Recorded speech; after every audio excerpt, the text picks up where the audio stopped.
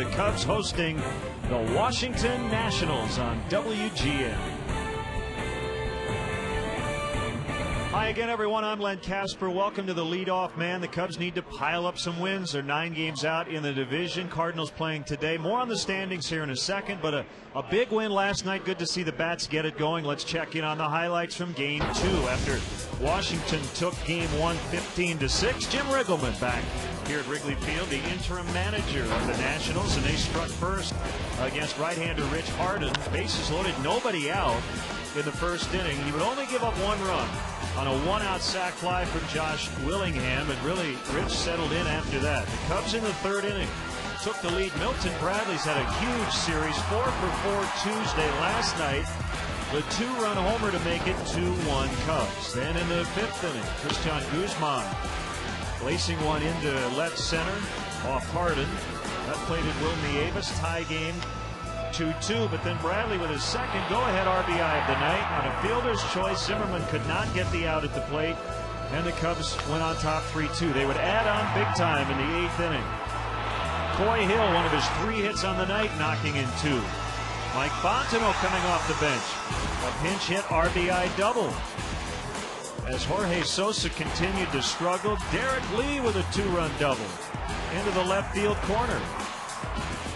And then a Ramos Ramirez, an RBI infield single. Guzman did not even make a throw from short. 6 runs in the 8th inning. It was a struggle for Carlos Marmol in the 9th,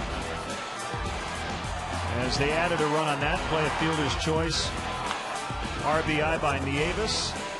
And then Willie Harris with an RBI double made it 9-4. But Guzman swinging and missing, couple of Ks and 3 walks for Marmol in the 9th. But the Cubs win it 9-4. Sets up the rubber game today. St. Louis hosting Houston with a chance to sweep that series. They're 20 over 500. They'll have ace Chris Carpenter on the mound today. So the Cubs just again trying to get on some sort of streak here with a little over a month to go in the season, and we'll hear from the manager Lou Piniella when we return. But as we go to break, let's take a look at today's Hyundai dealer of the game, Edelson Hyundai in Countryside. We'll be back.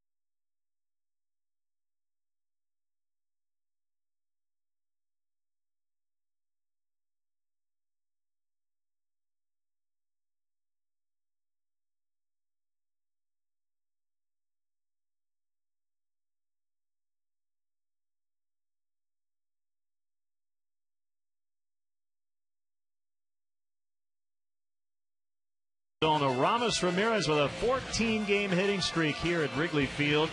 29 RBIs during this stretch on the season. Ramos hitting .393 at home. That's who's in the zone, brought to you by AutoZone. Get in the zone, AutoZone. Cubs are trying to get in the zone, playing the team with the worst record in the majors. The Mets come in starting tomorrow. They have 13 guys on the DL. Houston, another team coming in Monday under 500, but you got to go out and get it done. Here's Lou Piniella. Any team is capable of beating anybody, and we've got to play well. Played a good game last night. It showed up, and we won a baseball game. The night before, the Nationals played a good ball game, and they won. So look, I mean, whomever we're playing, whether we're playing a first-place team or a team that's not playing as well, you still got to go out and play a good baseball game to win. And you know, hopefully we'll string quite a few of them together here over the next couple weeks. The great Gale Sayers is here, where he played with the Bears at Wrigley Field. And we'll talk to him later on. He'll conduct the 7th inning stretch. We'll talk about today's starting pitchers when we return on the leadoff man.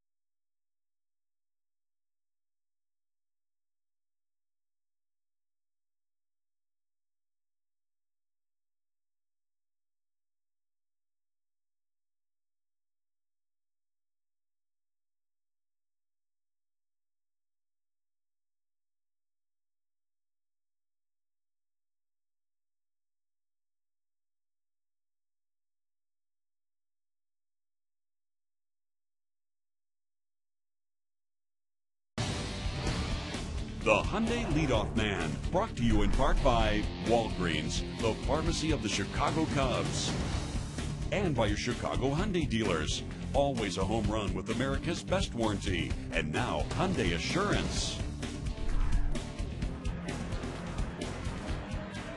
A look at today's starting pitchers, a battle of rookie right-handers. J.D. Martin on the left came up from the minors on July 20th. He struggled early, but has a .327 ERA in 4 August starts. For Randy Wells, coming off a tough 2-1 loss at L.A., they were unearned runs, but he still has won 9 of his last 12 starts. He's trying to become the first Cub to 10 wins here in 2009. Martin and Wells on the mound. Should be fun. The Nats and the Cubs, the rubber game of this series, coming up next.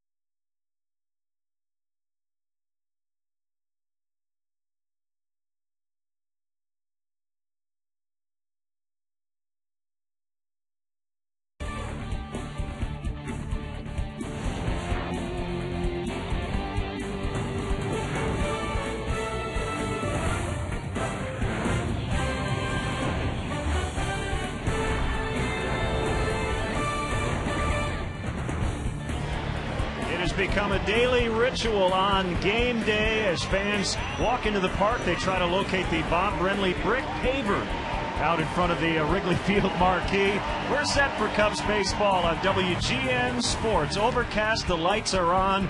Might see some rain a little later, but we're dry for now. It's the rubber game today as the Cubs host the Washington Nationals.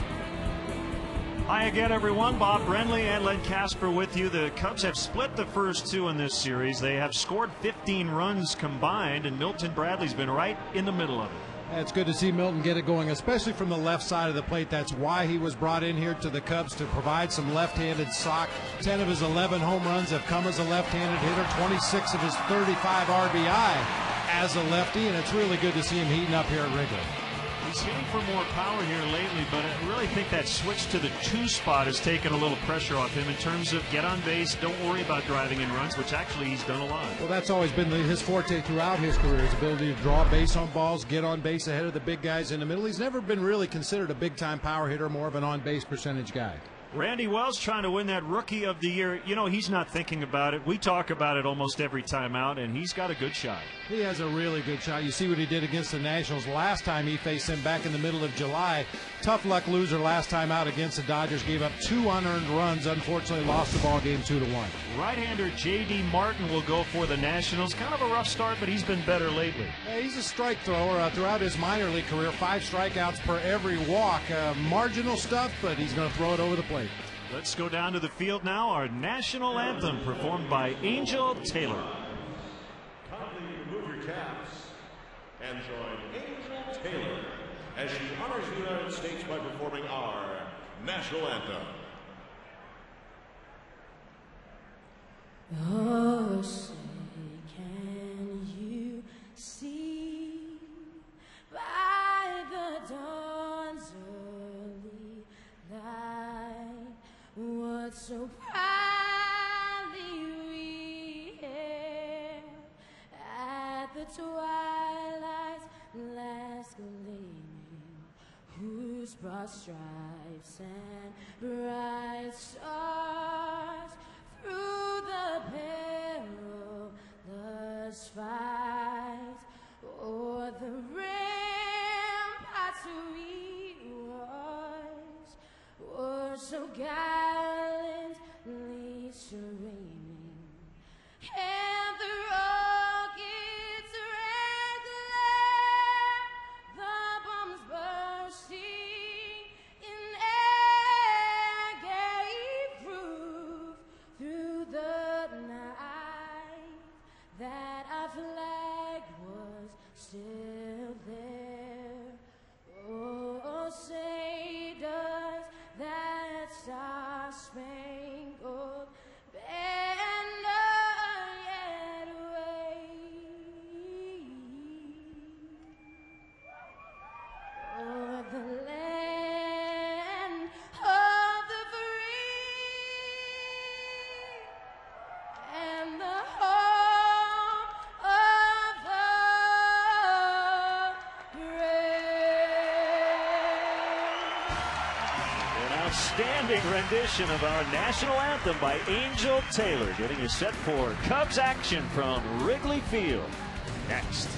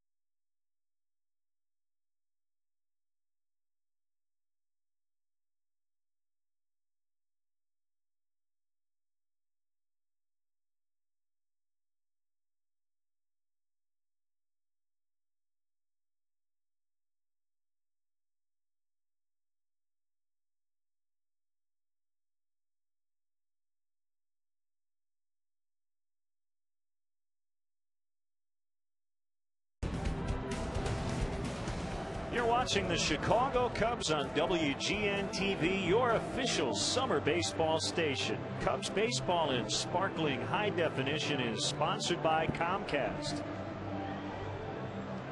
As we bring you all the sogginess of late August in HD.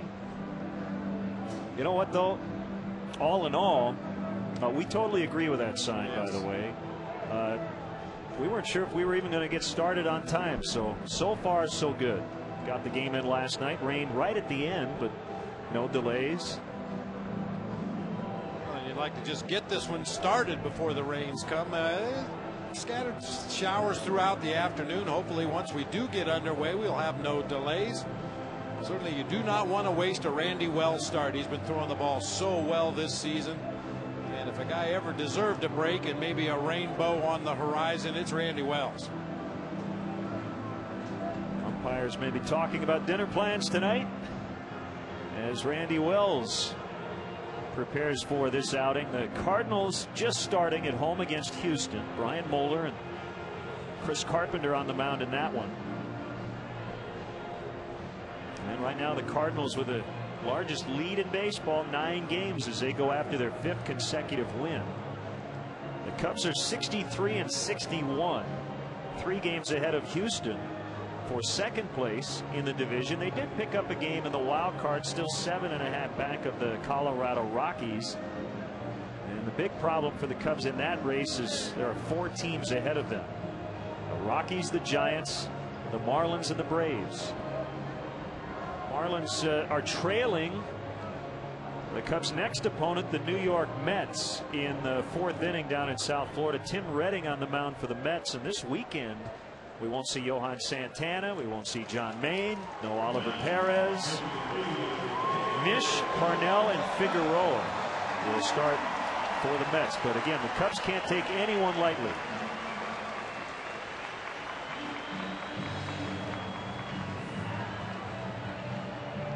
So Wells digs in, takes his warm-up tosses, and will face this Nationals starting lineup. Cubs actually getting a break in that Niger Morgan sat out the first 2 games. Willie Harris filling in for him. Morgan under the weather, back in there today. Guzman and Zimmerman hitting over 300. Adam Dunn's had a very solid year. So has Josh Willingham, who's knocked in 7 in the series. Belliard, Dukes, Bard catching for the first time in the series, and Martin, the pitcher, hits 9. And let's check out how the Cubs take the field defensively behind Randy Wells. Brought to you by Pepsi. Pepsi, refresh everything. Soriano, Fukudome, and Bradley across the outfield once again today. Ramirez and Terrio on the left side of the infield. Mike Fondo getting a start at second base today. Derek Lee over at first. Coy Hill behind the plate today for right-hander Randy Wells. Mentioned his last time out on the last trip against the Los Angeles Dodgers. Went 6 2/3, gave up 7 base hits and 2 unearned runs, but the Cubs were able to only score 1 in that ball game. A tough 2-1 loss. He's won 5 of his last 7 starts. His birthday is tomorrow. He'll turn 27.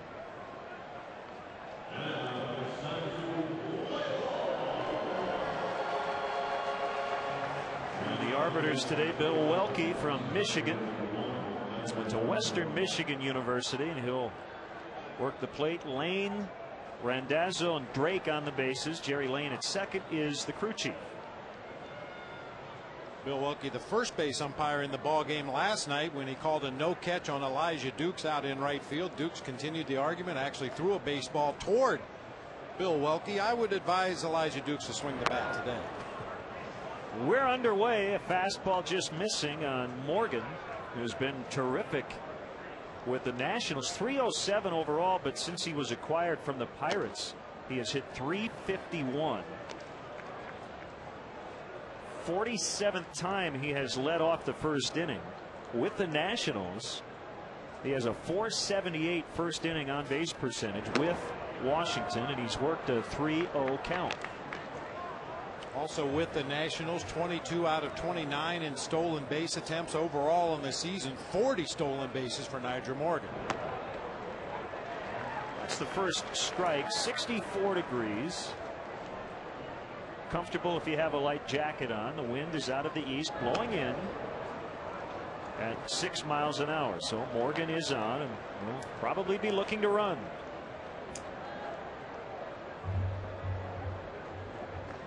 They've got their gloves, they're ready to go.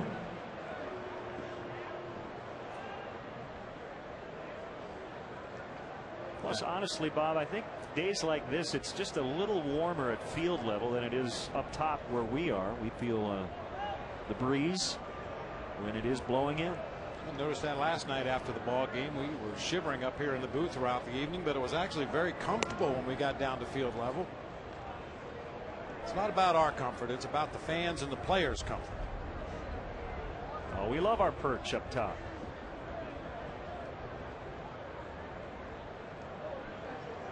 Ramirez in on the grass at third. Guzman a switch hitter. The throw goes over to first. Morgan will end up with a very dirty uniform today. There's no question about that.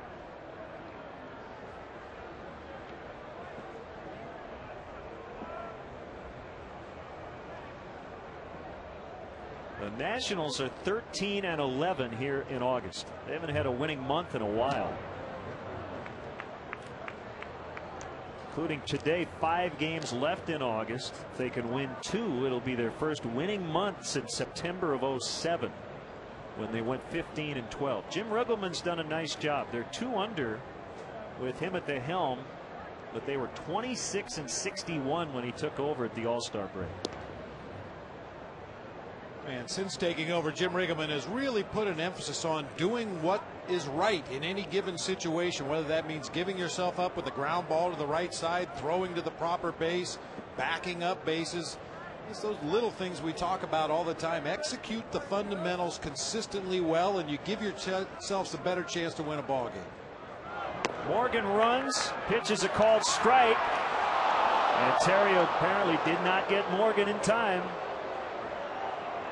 So that's a steal for Morgan, who's asking for time. That's amazing. Coy was able to make it that close. Nigel Morgan got a great jump. We know what kind of speed he has. Out. Man, he was way out. And not as an excuse, but that is a tough call for any umpire down there at second base. You're trying to watch the tag. You're trying to see whether the runner gets on the bag before the tag is applied. It's a very awkward call for a base umpire. Tony Randazzo on the call, and the 1-1 to Guzman is low. 2-1.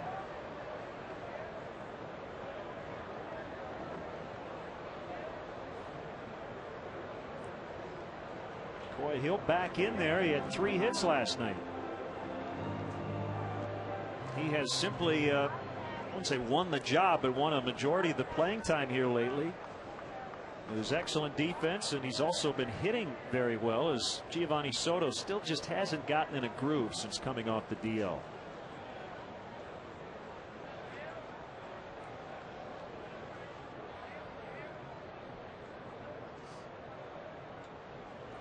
Morgan trying to take third base. The throw there, safe again.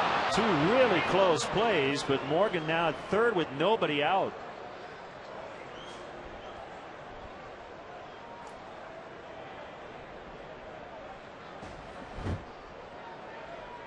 Not even that great of a jump that time by Nigel Morgan. A good pitch for Coy Hill to handle. He just outran the throw once again. It must be nice to be fast.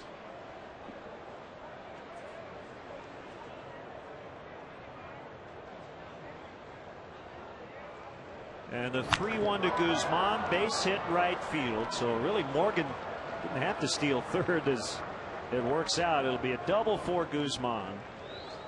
And the Nationals get another first inning run. They scored first last night.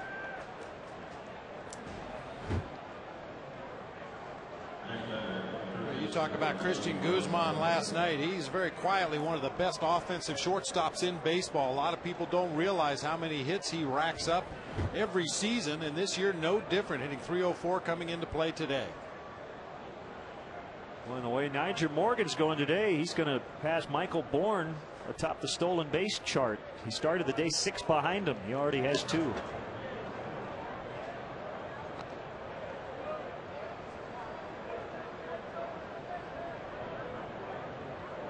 Well, we've seen Nigel Morgan at his best. He's had a big year against the Cubs. Came in hitting .441. I think you and I were both a little surprised the Pirates traded him away. Covers a lot of ground out in center. Now, sometimes you can be overly influenced by what you see when a guy plays against your team, and certainly from what we've seen from Nyjer Morgan, I was quite shocked that the Pirates traded him away. Good looking young player. Other guy the Nationals got in that deal, lefty Sean Burnett, has been pretty good in the Washington bullpen.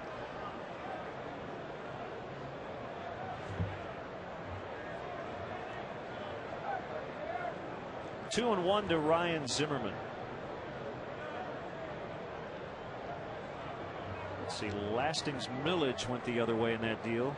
Joel Hanrahan as well. Millage hitting .271 with the Pirates with a couple of home runs.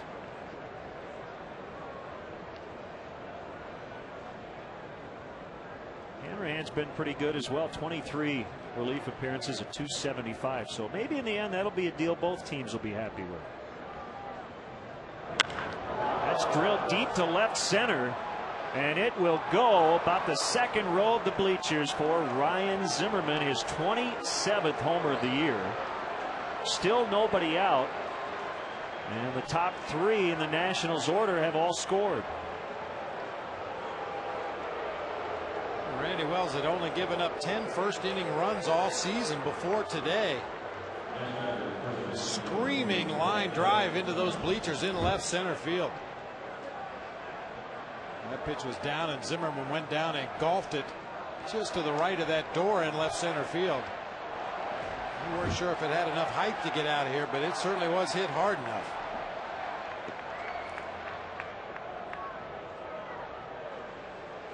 So big series for Zimmerman. He's 5 for 7. And Adam Dunn, who has had a quiet series, takes ball one.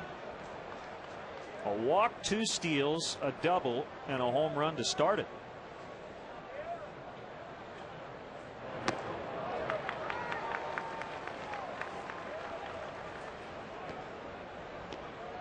I don't have it in front of me, Bob, but in terms of 3-run innings allowed by Randy Wells, I bet you wouldn't even need 2 hands to count the amount of 3-run innings he's given up this year. 1-2. That's been one of his fortes, the ability when he finds himself in trouble to wiggle out of those jams.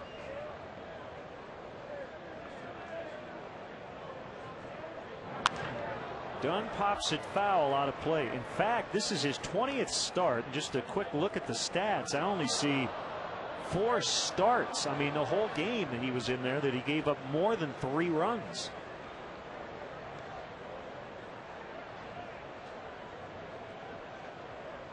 Well, and obviously the thing that concerns you is whether the Cubs offense is going to show up today and provide him with enough support to get him back into this ball game.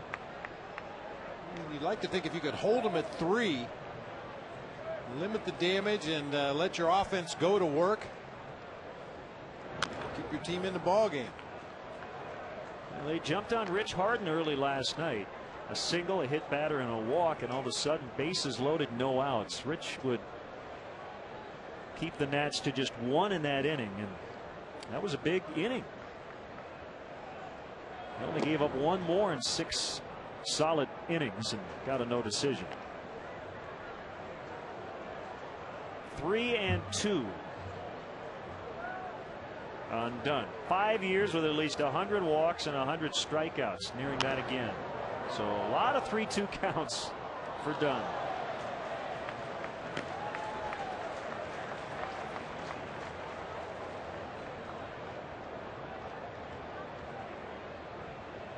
Well, looky there. Myself a baseball. So Dunn walks and Larry Rothschild coming out. I think Larry came out about the same time last night.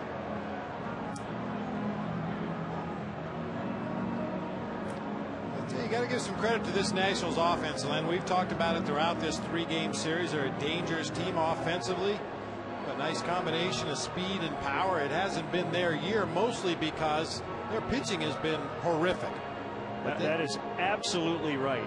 This is not a good team, but the offense is ranked 6th in the league in runs. They have the worst ERA in the majors. That's why they are where they are. And to Jim Riggleman's credit, they come out swinging the bats early. It looks like when they play that national anthem, these guys are ready to start swinging the bats.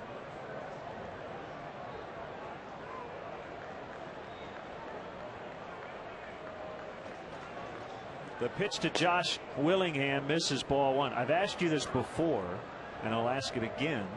If you could have one good, one bad, would you rather have an excellent offense and a terrible pitching staff, or the other way around? Neither is a great choice. No. Well, he maybe just missed it. Sounded good off the bat, but Soriano's going to catch it. That's the first out. Getting back to your question, if you can't keep the other team from scoring, sometimes it doesn't matter how many you score. If you can hold the other team's offense in check, you'd like to think you can find a way to score a run or two to win a ball game. So if given the choice, give me the good pitching.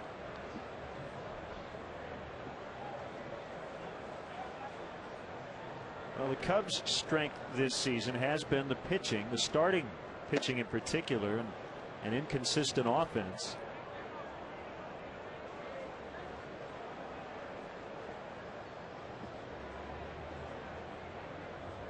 Belliard playing second. Dunn's at first with 1 out. Already 3-0 Nationals, and a roller foul wide of third.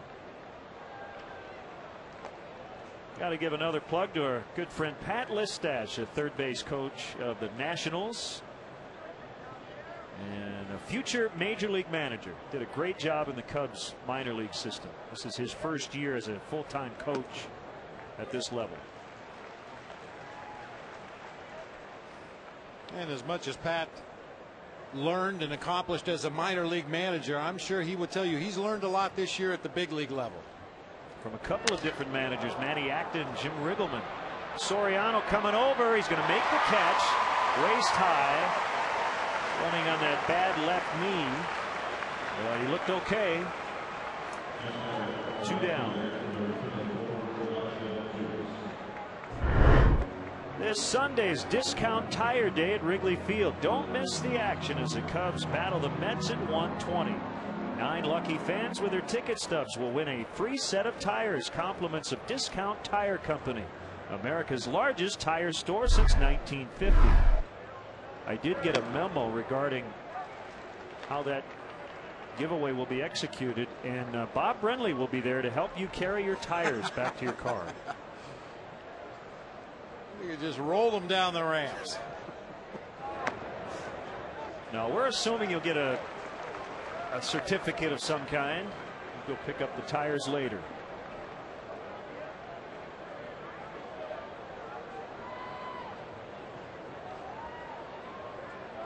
The 0-2 to Elijah Dukes. He'll go down to first. Jerry Lane said he held up. 1 ball, 2 strikes.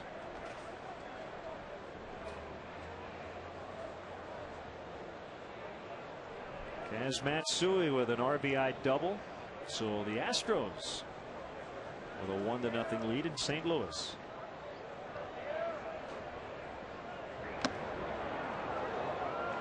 Inside 2-2.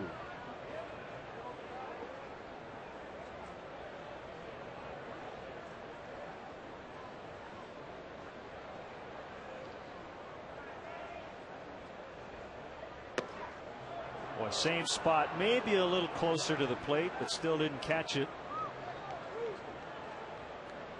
And it's full 3-2. He's nibbling away at that inside corner with some movement. That sinker that starts on the corner, dives a little down and in, just off the plate. Runner goes, a pop up out into shallow right. Fontenot goes out.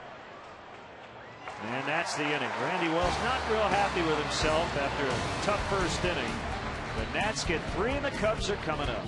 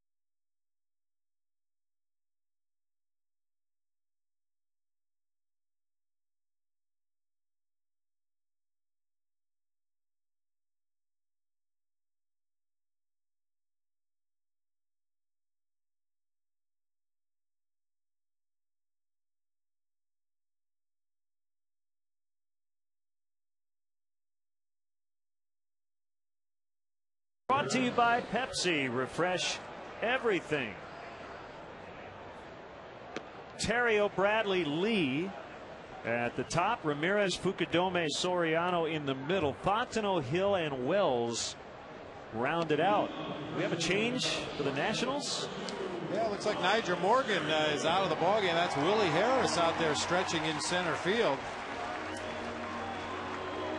He'll be flanked by Josh Willingham in left field. Elijah Dukes in right field. I'll let you know what happened to Nigel Morgan as soon as we find out. Zimmerman, Guzman, Belliard, and Dunn across the infield today for the Nationals. Josh Bard getting a start behind the plate for Will Nieves, and he'll be catching pitches from right-hander J.D. Martin. Terrio slices one foul on the first pitch from the rookie righty J.D. Martin.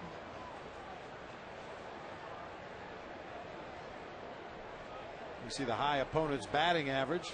Only 7 walks in 34 innings. We're told he's a strike thrower, features a cutter, a sinker, an occasional straight changeup. His out pitch is a curveball when he's got a good feel for it. If he does not have a feel for that curveball, look for a lot of fastballs, both cutters and sinkers. And he hits Terrio to start the inning. Looked like that was the curve. It didn't break. So earlier, our indications are that he doesn't have a feel for the curveball quite yet. You're good. You are good. Just based on what I see right there. From our Southwest Sky Cam, breaking ball that never takes the break. Looked like it just caught a piece of Terrio's uniform. He'll head on down to first base. Milton Bradley now, the runner on, really close. Terrio just got back. Martin has a good pickoff move to first. You're good. As well. Got the whole scouting report. John Dale Martin. So we like J.D. Bradley pops up the bunt, and it's caught by the catcher, Bard, for out number 1.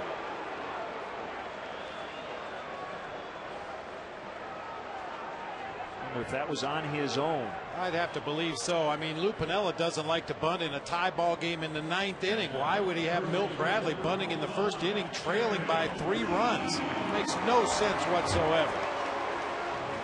Well, we just talked in the pregame of how Milton Bradley's been one of the hottest Cubs hitters, especially here at Wrigley Field, especially as a left-handed hitter. Very puzzling strategy right there.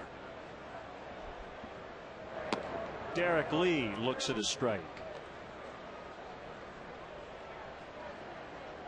2-run double in his final at bat last night as he joined the party. He's the last starting position player to get a hit in the 9-4 win. And sinker riding in on the right-handed batter.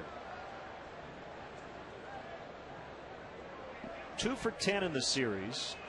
2 doubles, 2 knocked in. The 1-1 pitch. Cutter a little bit away. 2-1. Is it just me, or is the cutter kind of the new in pitch? I've seen a lot of guys throw that pitch a lot. Well, for most guys, it's a relatively easy pitch to learn. I consistently go back to Mariano Rivera when you talk about the cutter, because he is the Picasso of cut fastballs. And yeah, for him, he just had his regular 4-seam fastball grip, and all he does is slide his thumb a little further, actually 4 seams. Ouch. I think that might have hit the knob of the bat. Well, I think Jim Riggleman's going to argue this. Yeah, here he comes. Well, no, Derek's actually going to first, and I think before Riggleman comes out, Bill Welke's telling Derek it hit your bat. No, he's going to give him first. So here comes Riggleman. Lou came out. Now he goes back, and Riggleman is going to argue. 2 hit batters in the first inning.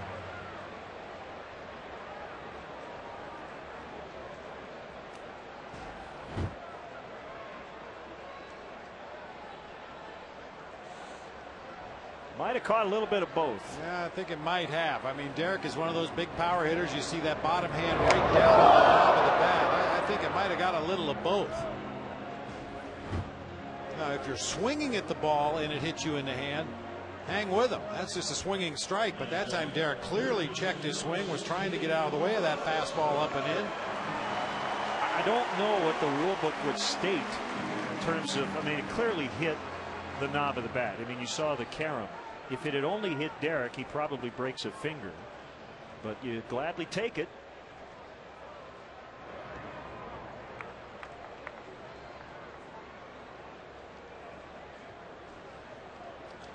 Just to quickly complete that cut fastball, we were talking about Mariano Rivera. He has his regular four-seam fastball grip and then slides his thumb 4 seams further to the right, 4 stitches rather further to the right. That way, instead of the ball coming out with pure backspin, it has just the slightest bit of tilt to it and has that cutting action away from a right-handed hitter or into a lefty. And for most pitchers, it's a relatively easy pitch to learn, and it complements that sinking fastball very well. 2-1.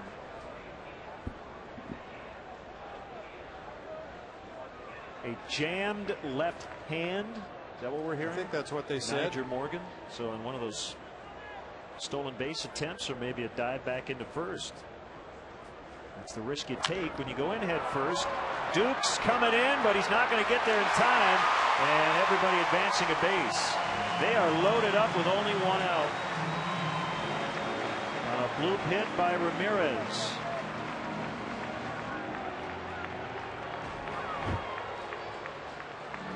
That was the cutter on the outside part of the plate. It slid out toward the end of the bat of Aramis Ramirez, which was a fortunate thing. Just dunked it out there in front of Elijah Dukes for a base hit. If he gets that ball off the barrel of the bat, it probably carries further, and Dukes makes the play. Kosuke Fukudome fouled a ball off his lower leg or foot in his final at bat last night, and then did not play defense in the ninth, but back in there today and in a big spot. Bases loaded, 1 out, and the Cubs trail 3-0.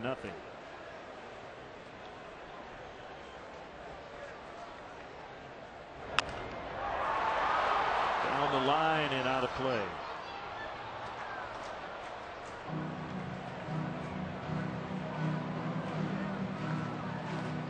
No grand slams in the majors, but good success with the bases loaded.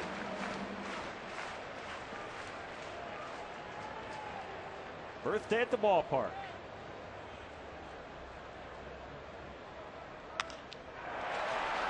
Willingham coming in. Terrio is going to try to score. Nope, he's going to hold up. 2 down.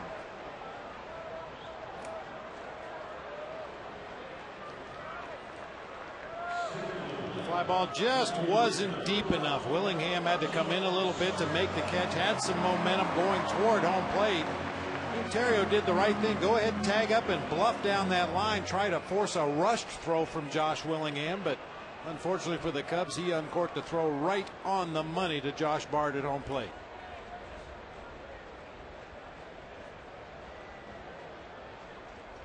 Soriano with 2 outs. Outside, ball 1.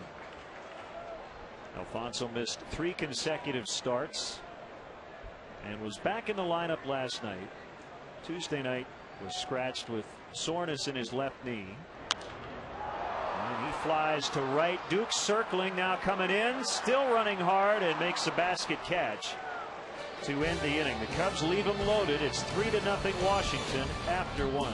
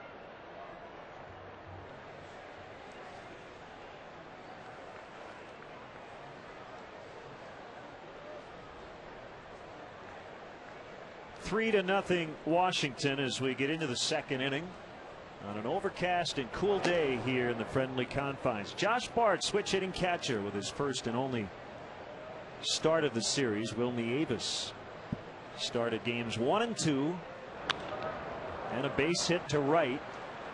So the leadoff man on for the second straight inning for Washington, and Martin will try to move him up with a bunt. Just took a little glance at the rule book in terms of batters getting hit by pitches. I didn't see anything specific about a ball that might hit the batter and the bat. My guess would be it's whatever it hits first. If it hits a finger and then hits the bat, it's probably a hit batter. If it hits the bat first, it's a foul or in play. Ramirez drops it on purpose. Smart play. They get one, but that's it. I guess at the very least you get the pitcher on base, and I think Marquise Grissom might tell J.D. Martin, next time you might want to run. I like that play. That's a heads-up play, even though it didn't work out. Well, the key to the play is that Ramirez lets the ball drop. He doesn't catch it and then drop it. That would be a different story, but he lets the ball drop to the ground. Thereby the force is on at second base. Yeah, it's kind of a rule in baseball. When you put the ball in play, you're required to run to first base. I don't understand why guys stand at home plate and watch the play. Let me edit that line. You are encouraged to run. Yeah. Not necessarily required. It maybe should be. Yeah. I guess that's true. You can hit it. Right. You can stand there. You don't have to run. But having worked with you for 5 years, I think there's nothing more aggravating to you than guys who don't run to first. It's part of the game. I mean, you know, we talk about 5-tool players, and certainly there aren't very many of those guys, but everybody can run. You may be not fast, but that doesn't mean you shouldn't run. Put the ball in play and run. It's that simple.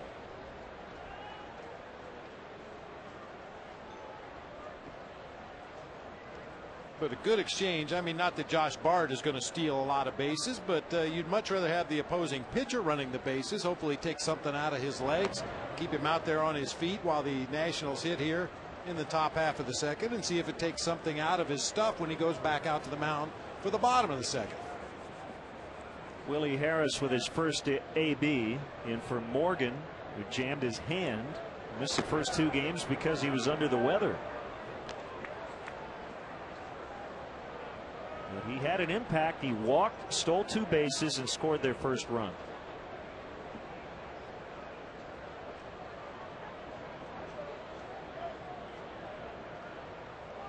The pitcher's running. It's a hit and run and a base hit past Derek Lee. How surprising is that? Jim Riggleman has his pitcher on the move on a hit and run, and it worked out beautifully. We talk about that hit and run play all the time. It's not necessarily the speed or the base running ability of the runner. It's on the hitter to put that ball in play and protect the runner. Yeah, personally, I like this play. Catches everybody by surprise. Willie Harris able to bounce it just past Derek Lee into right field. Good move by Jim Riggleman. Trying to stay out of the double play. A 3-2 pitch, and was assuming Harris was going to make some contact, and he did.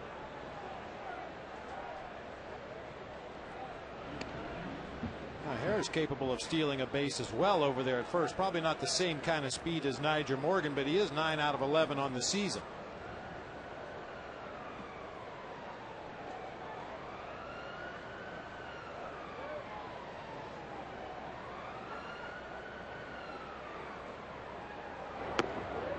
Outside corner. 1 strike to Guzman, who doubled in Morgan in the first and then scored on the Zimmerman 2-run homer.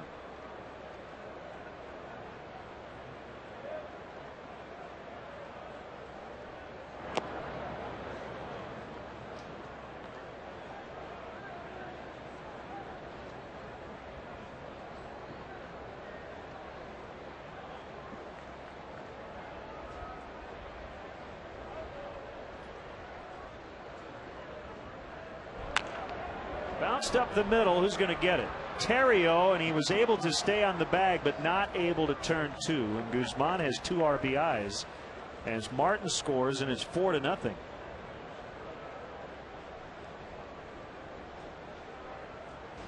One time you wish the ball would have been hit just a little bit harder. Ryan Theriot got to the bag at second, had to stretch out like a first baseman to field that ball on a short hop, and by waiting on that last hop, he was not able to complete the throw on to first to try to get a double play.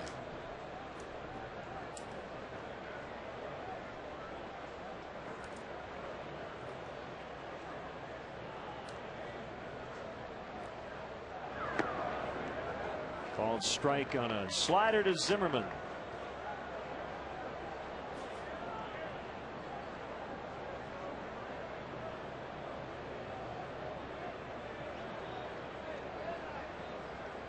Nationals have another guy named Zimmerman on their roster. Jordan Zimmerman, a right-handed starter, the #1 prospect going into this season. But he's done Tommy John surgery, ending his year.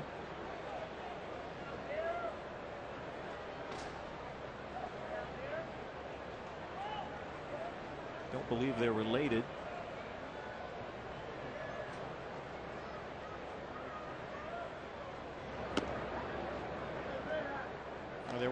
There was a time that kind of surgery was thought to be, if not career ending, certainly career threatening, and a long 18-month rehabilitation process. But because of advances in medical technology and the rehab process, guys are coming back in less than a year in some cases and throwing at least as effectively, if not more effectively, than before the surgery.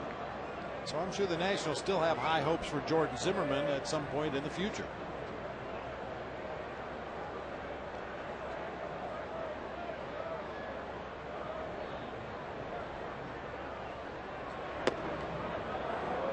Tried the front door slider, didn't get it. 2-2. Most right-handers throw that slider to the outside corner, but this can be a very effective pitch. It starts inside off the plate and ideally comes back over the inside corner. You get that batter to freeze momentarily and then try to steal a strike. It's deep to right. Bradley's back near the well. He's going to make the catch right in the corner where the wall juts out.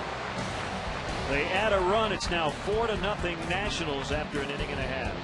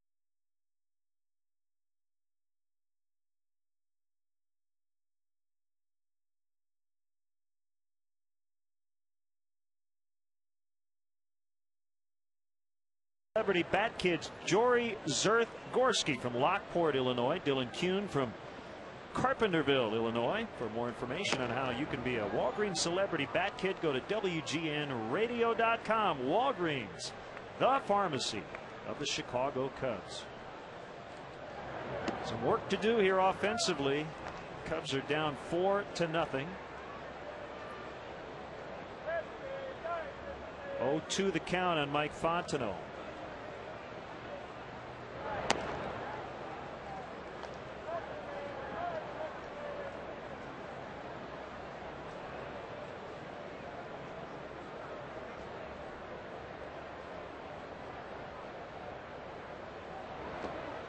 By the way, it's Carpentersville, plural, Illinois. There's more than one carpenter there. Right.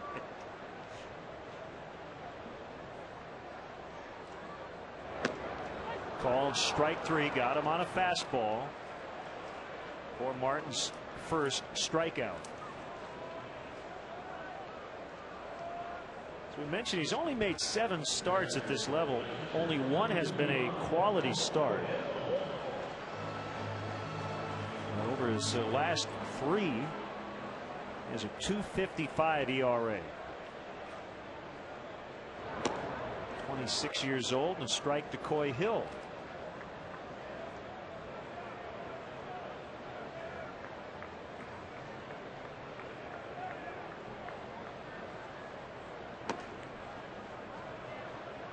One and one on the Cubs switch hitting catcher.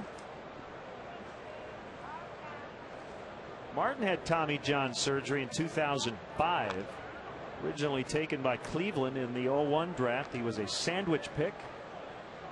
35th overall. Got a lot of young starting pitchers. More than half their games have been started by rookies. He went out and got veteran Livan Hernandez, who was pretty good last night. 6 innings, 2 runs. What the Nationals might do in September after the call-ups is kind of rotate that 5th spot. Martin would be in that mix. Colin Ballister, Ross Detweiler, Shiron Martis, as they try to make sure nobody goes over their innings limit. Dunn will scoop it up and get it to Martin in plenty of time. 2 outs. Cubs fans, Len and Bob's baseball blog has joined Chicago Now. From now on, you can find the same great content from Len and Bob's blog at chicagonow.com/Len and Bob, as well as WGNTV.com. I have a post on the blog today. There's a link to our podcast. We have game notes from Stats Inc. and much, much more. Once again, WGNTV.com or chicagonow.com. Look for the link to Len and Bob's blog.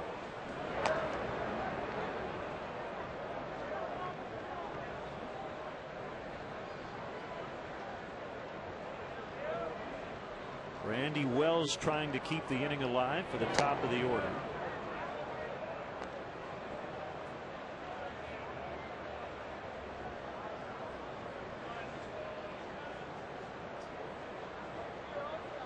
The Nationals have kind of had his number, even though he beat them in D.C. on July 18th. He gave up 4 runs in 5 innings. He's already allowed 4 today.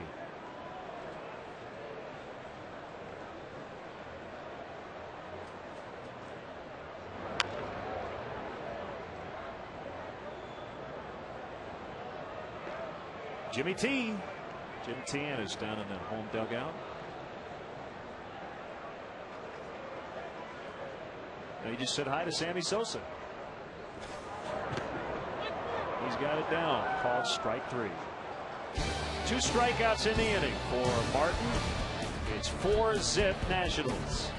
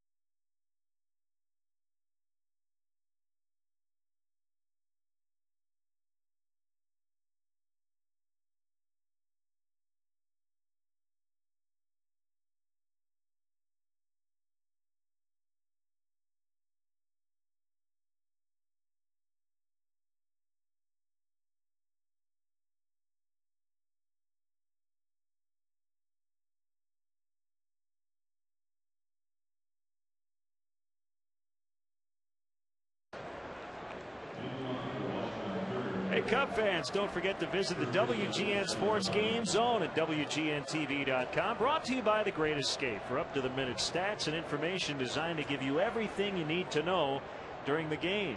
The WGN Sports Game Zone is available for every Cubs game. It's brought to you by The Great Escape, pools, patio sets, play sets, hot tubs, and more. Gentleman had a very oddly shaped head.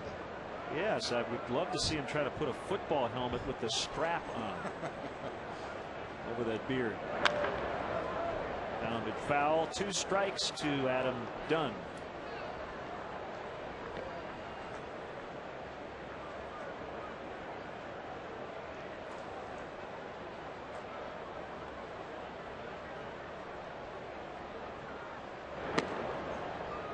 That's away, 1-2. Haven't seen many starts like this from Randy Wells, but everybody has them, and you just try to find a way to battle and give your team innings. Try to keep the offense within striking distance. Well, and when things are going good, you make some mistakes early in the ball game, and the other team hits the ball right at one of your defenders or fouls it off. But when things are going bad, you make a mistake, and the other team makes you pay for it. They hit the ball hard somewhere, and in the case of the ball game today, Zimmerman hit one up in the seats, and Christian Guzman doubled. Nigel Morgan, or rather Willie Harris, singled. Like high in the air, and Adam Dunn has hit his 40th home run against the Chicago Cubs. Like I was saying about making mistakes. Yep. Some days they just don't miss them. Just had a feeling Dunn was not going to get out of town without a home run. In his only 3 games here at Wrigley Field this season. Pitch up and out over the plate. When Adam Dunn gets those big arms extended, there is no part of the ballpark that's safe. He's got light tower power from the right field line around to the left field line, and absolutely crushed that one through the wind deep into the bleachers in right center. You can see he barely fits in the visitors' dugout. And with his 40 homers against the Cubs, he has tied Albert Pujols for the most against the Cubs among active players. Cubs are pretty happy he's not in their division anymore.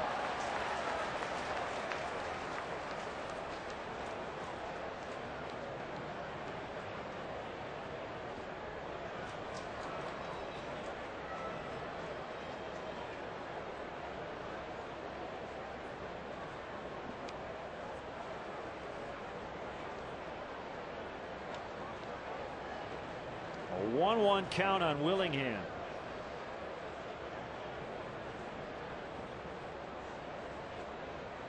Well, you just hope the Nationals continue to swing the bats like this in St. Louis.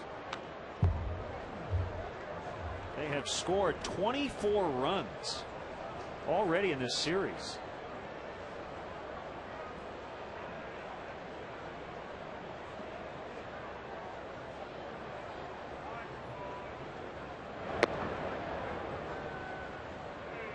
Of the what is it now, 24 I think home runs Dunn has hit in this ballpark. I bet fewer than half have actually stayed in the actual park. Called strike 3. I've seen many Dunn blasts end up on Sheffield. Hey, Cub fans, when you're at Wrigley, make sure to buy a bottle of ice cold Pepsi or Diet Pepsi from a vendor. Then check for the Cubs win sticker under the bottle for your chance to win an overnight stay at the Abbey Resort and Avani Spa on Lake Geneva at Fontana, Wisconsin. Make sure to buy from your Pepsi vendor for your chance to win with Pepsi and the Abbey Resort. Belliard flied out his first time.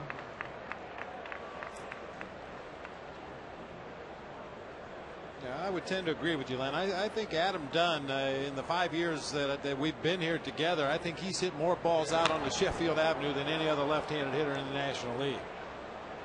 He short-hopped those buildings across the streets on several occasions.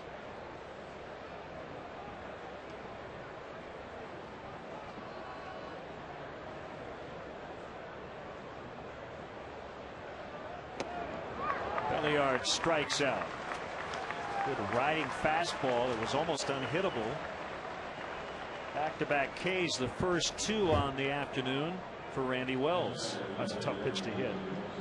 Yeah, it just looked like a firm four-seamer there just off the inside corner.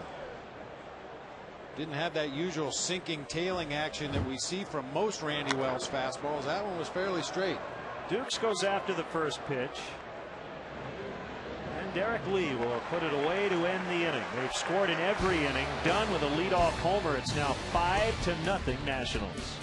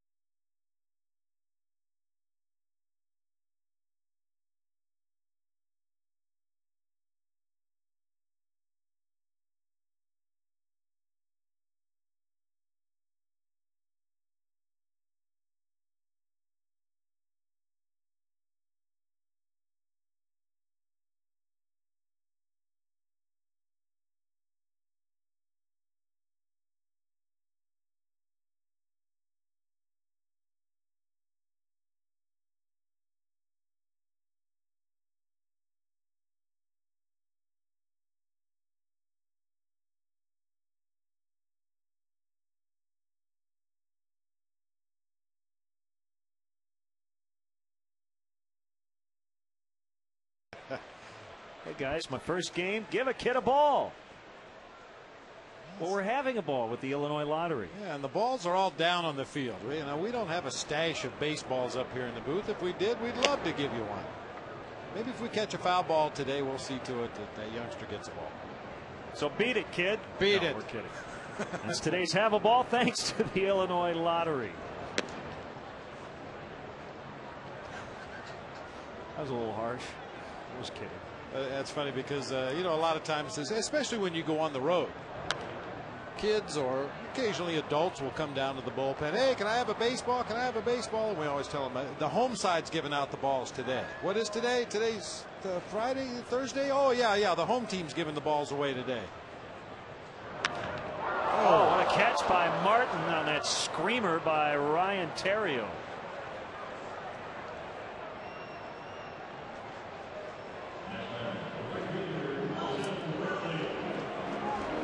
Buzzard luck for Ryan Terrio. Boy, he hit that ball right on the button, headed into center field for a base hit. Martin just sticks that big glove up there at the last minute, watches it all the way into the glove. Pretty nice defensive play. Curve for a strike to Bradley. He's hit 3 home runs his last 7 games inside.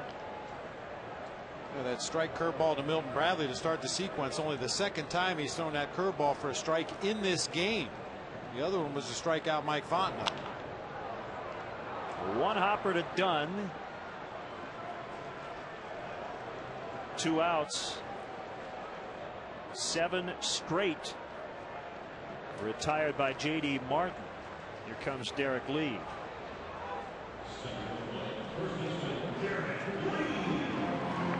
So far the weather has cooperated, but the score has not. It's 5-0 for the visitors.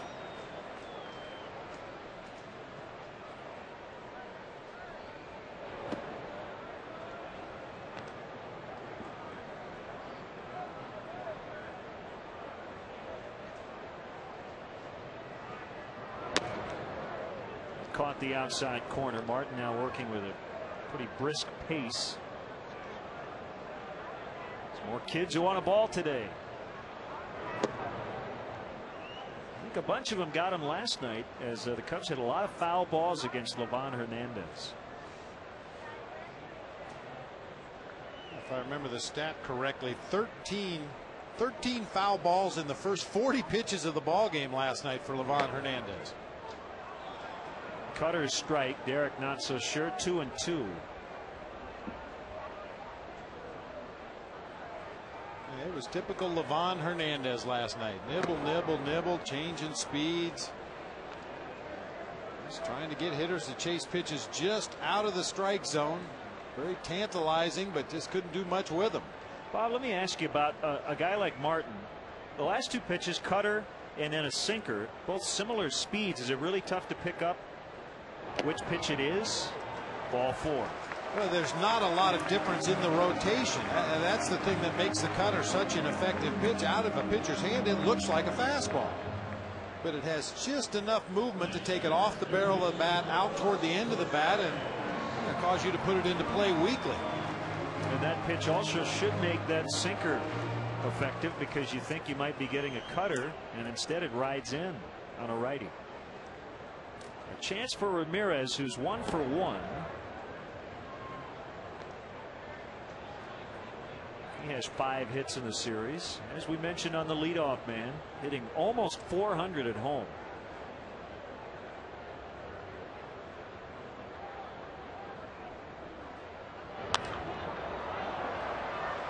So he now has a 15-game home hitting streak. You know, Len, a lot of times we talk about hitters seeing the ball well. I mean, anybody can see the ball, but I think what we mean by that is they see the rotation on the ball quickly. As soon as that ball leaves the pitcher's hand, they can tell you whether it's a fastball, a slider, a cutter, a sinker. That's drilled deep to left center for Ramos, and it's going to go. 5-2.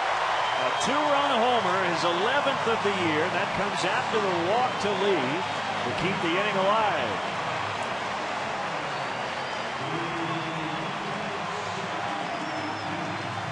Fifth homer of the series for the Cubs.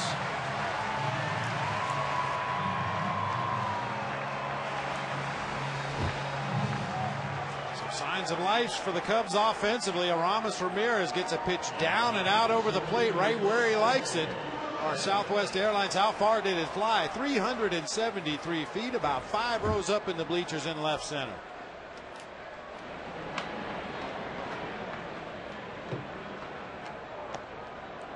Ball 1 to Fukudome.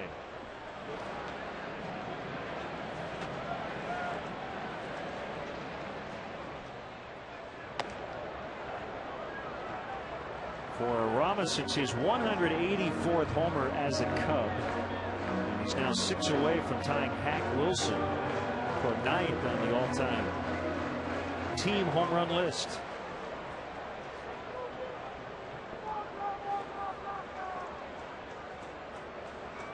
Overall, his 260th homer if you combine his Cub and Pirate stats.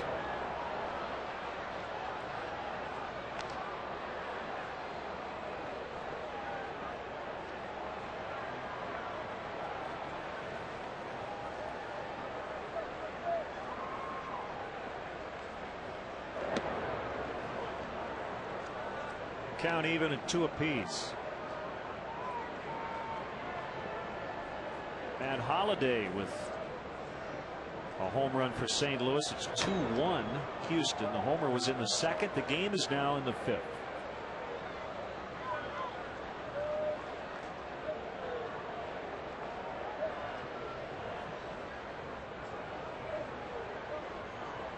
That's right. None said when the number 10 was retired, this is my Hall of Fame.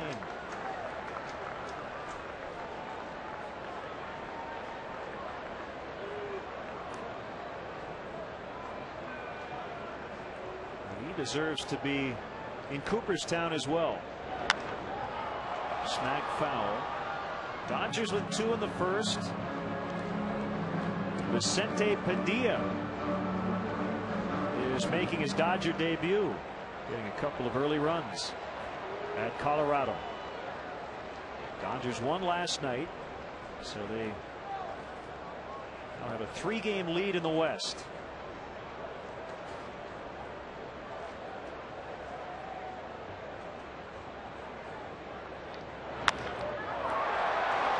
Pretty well hit. Harris with a beat on it. Back at the 368, and he makes a catch. For an extra blueberry muffin for breakfast, he might have hit it out. 5-2 after the Ramirez homer.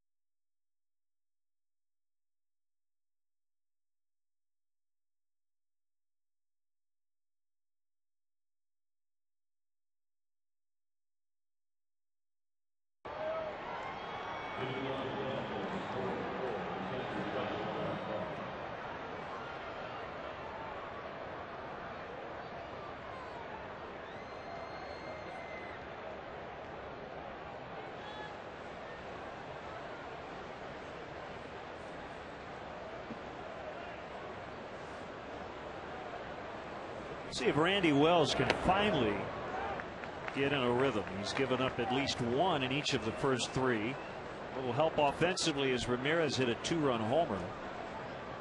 But the Cubs still trail by 3 as Josh Bard pops it up near second base, and it'll be Terrio for the out.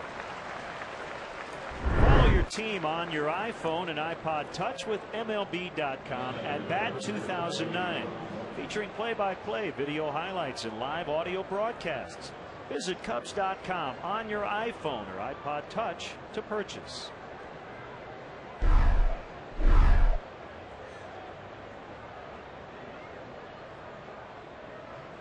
the pitcher Martin breaks his bat out into center. And Fukudome with a catch. Many broken bats this week. Well, you love to see that opposing pitcher come up there and swing at the first pitch and make an out, paving the way for possibly a very quick short pitch inning for Randy Wells.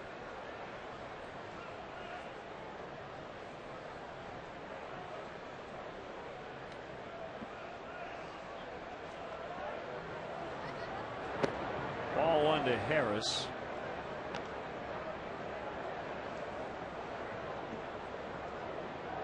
Last year, Willie set career highs in games played with 140, hit 13 homers, knocked in 43.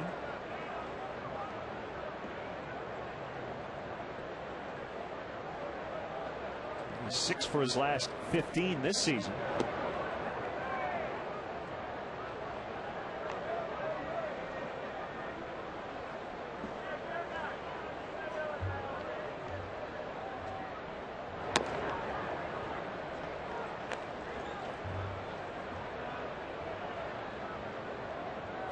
Cairo, Georgia, which is where Jackie Robinson is from. Ball 4. Leadoff man has been on all 3 times. Morgan in the first, and then Harris in the second, and now in the fourth.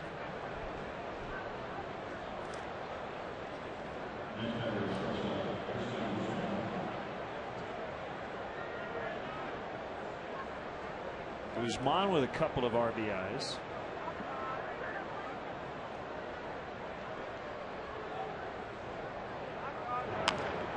Tapper to Lee. Only going to have one play. That's first. He'll take it there instead of second, and that's the inning. Pretty quick one for Wells. 5-2 Nationals.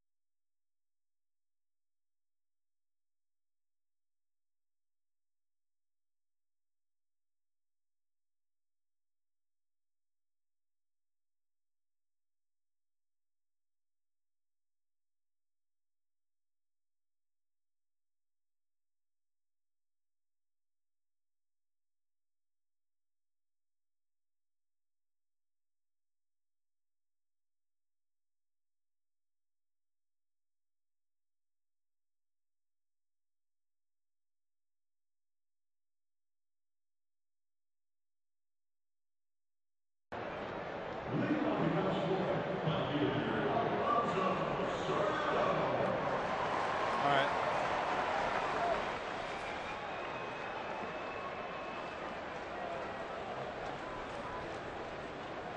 Cubs are back to work offensively as former National Alfonso Soriano looks at ball one. J.D. Martin with a 5-2 lead as he looks for his third major league win.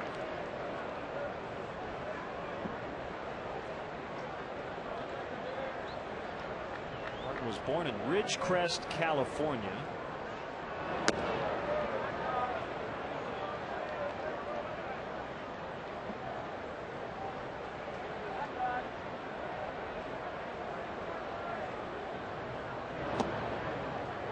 Two.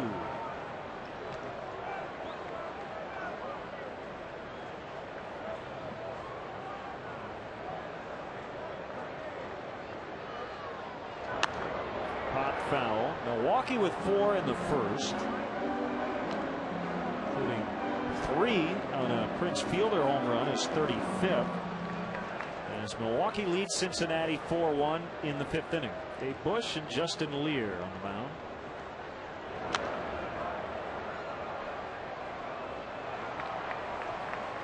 Mets leading late at Florida 9-3 in the last of the 8th. Fernando Tatis with a homer for the Mets. Chris Coghlan with 2 for Florida. Dan Ugglas hit 1. And it's the Mets who lead. Well, we will not see David Wright this weekend. Might see him next weekend at Citi Field. He has a concussion and is hoping to be back around September 1st. No Carlos Delgado. No Jose Reyes, no Carlos Beltran, no J.J. Putz, no Santana, Maine, Perez, Alex Cora. Going to keep going. Deep to left for Soriano. That's hooking, and it is foul off the back fence.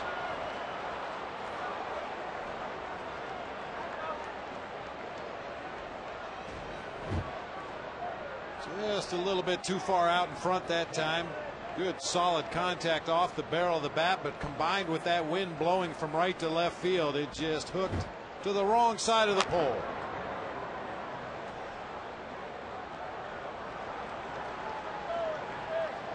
Well, he hasn't homered in August. He's sitting on 19 for a while. Leans in. drives it the other way, but it's going to be caught by Dukes. The Bud Light Concert Series is back. The Allman Brothers in Widespread Panic will be playing the Charter One Pavilion September 1st and 2nd. Brought to you by Bud Light. Tickets are available exclusively at livenation.com.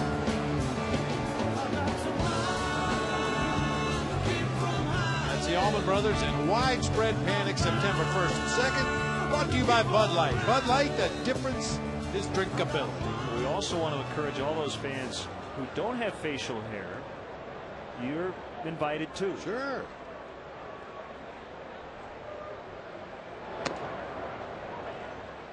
Encouraged, but not necessary. Right, not required. Not required. Yeah, there you go.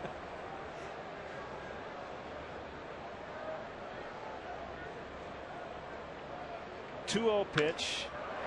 Base hit center field for Mike Fontenot.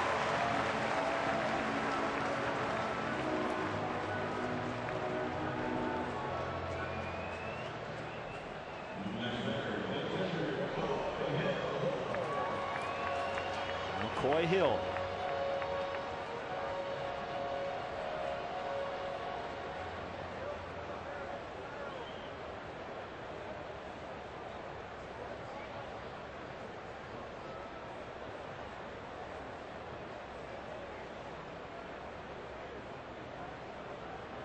McCoy would fit right in.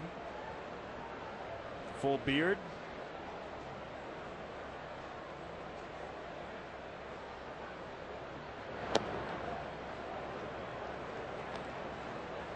I would love to hear that conversation between the pitcher J.D. Martin and Adam Dunn. He ran over from his position at first base where he's holding on Mike Fontenot and had some words for the pitcher. Now, Adam Dunn is still a relative novice over there at first base. He hasn't had a lot of balls hit to him in this series until today. Hasn't had a lot of balls hit to him, period, down there at first base. And we just wanted to warn Mr. Martin that, hey, take it easy on me over here. Make sure you get it over here in the air if you throw a pickoff attempt.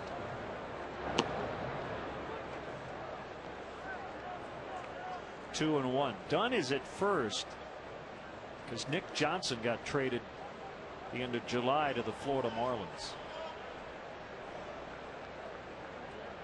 So they now have Willingham in left, giving Dukes a good look in right.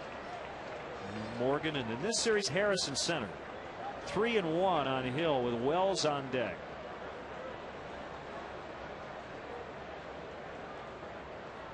The pitch. He walked him.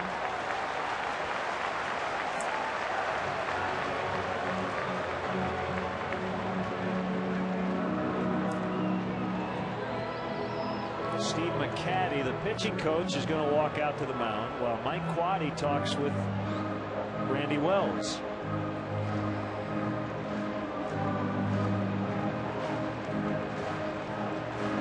They're going to have to come back if they want to win their second straight game today. They haven't won 2 in a row in a couple of weeks. So they're trying to grab any sort of momentum in this long 10-game homestand.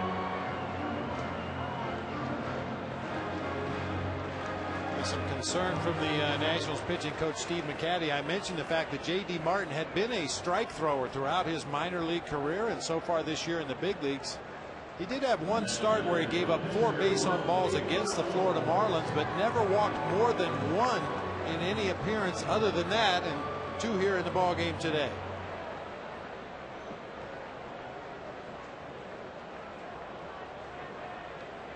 Wells already squaring. And he bunts it foul. He has 7 sack hits.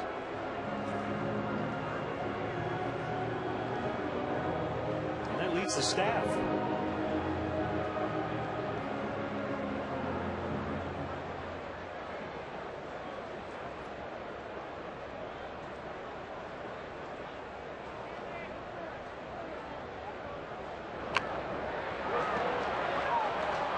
Throw's going to go to first. I think Martin, well, Zimmerman wanted him to throw it.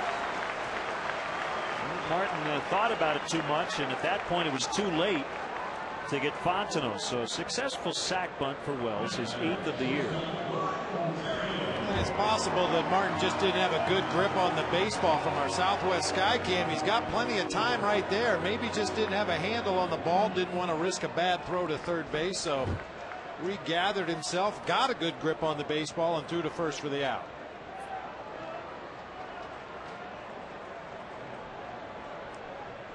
Second and third, Terrio with 2 outs, ground ball to Guzman. Little bobble, but he still has time. Cubs have stranded 5 through 4. It's 5-2 Washington.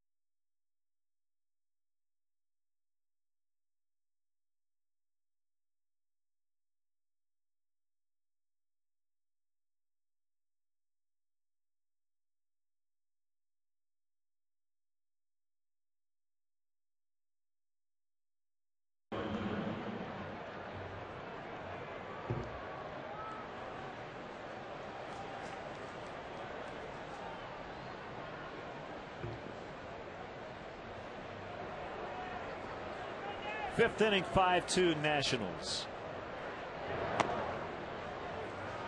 0-1 to Ryan Zimmerman. 2-run homer and a deep fly to the warning track.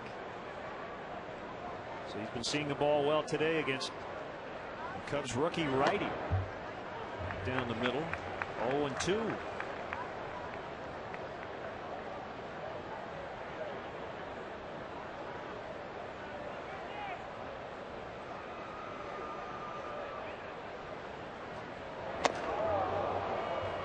Inside, a ball and 2 strikes.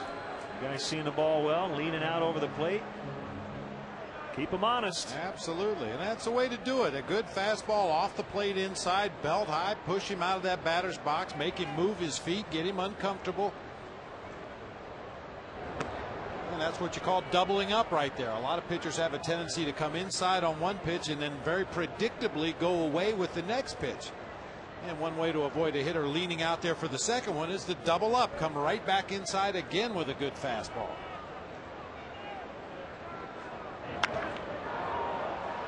Fukudome back on it. Now he sets and catches.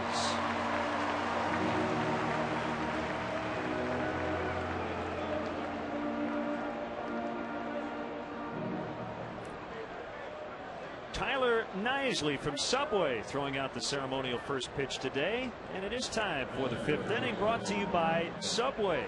Hey, Chicagoland viewers, how would you like to win 5 $5 footlongs from Subway? Just be the 500th texter to text Subway to 97999. Go to WGNTV.com for complete information and rules.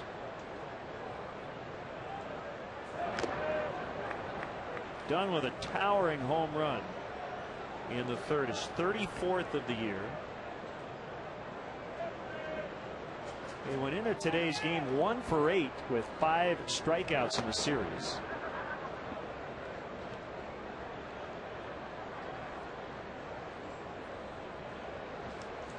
Well, they only have 45 wins.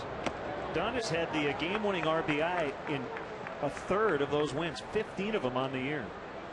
Tied for the third most game-winning RBIs in the majors.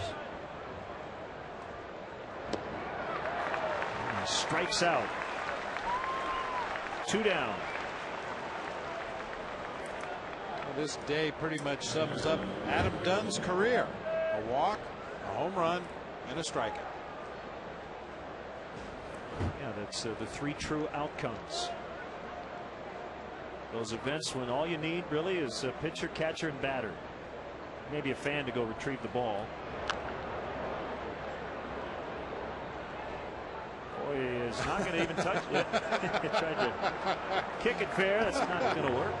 That ball was cued right off the very end of the bat of Josh Willingham and had a lot of side English, was spinning its way up that first baseline. Coy was hoping it hit a clump of dirt or something and came back into fair territory, and when it didn't, he just gave it a little assist. I'm hoping Bill Welke didn't see him do it.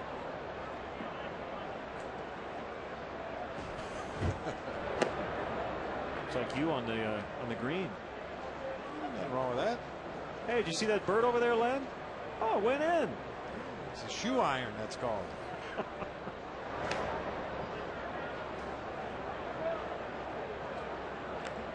The 11.5 iron. That's right. Shoe size. As long as you do it while the putt is still rolling. Get that first one and redirect it.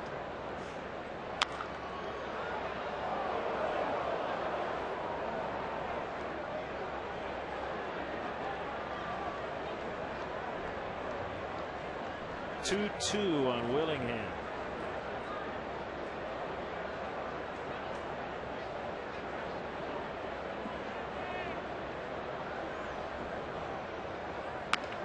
Ground ball to Terrio. Wells with a couple of scoreless innings of 4th and 5th. Coming back in the bottom of the inning, Bradley, Lee, and Ramirez.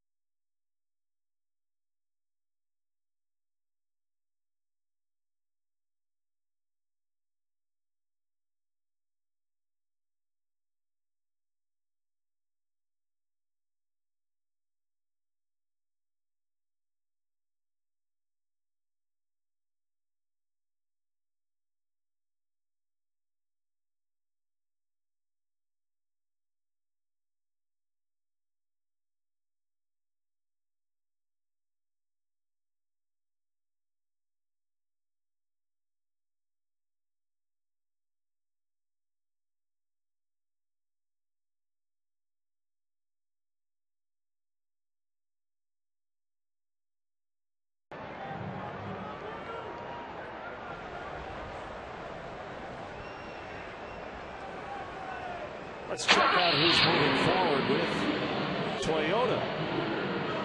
Milton Bradley at Wrigley Field hitting .314 with 8 home runs. 4 of those homers have come since the All-Star break. Today's Toyota moving forward thanks to Toyota. Cubs being out hit 5-3 and outscored 5-2 to this point.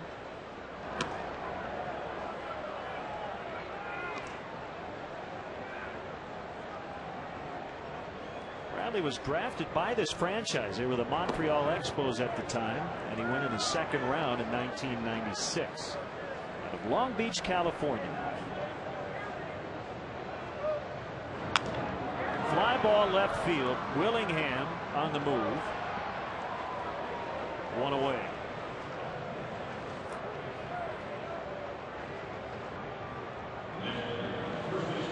Hey fans, this Monday the Cubs host the Astros at Wrigley Field. Game time is 7:05, but be sure to arrive early. The first 10,000 fans will receive an exclusive limited edition Billy Williams bobblehead doll, compliments of Fannie Mae.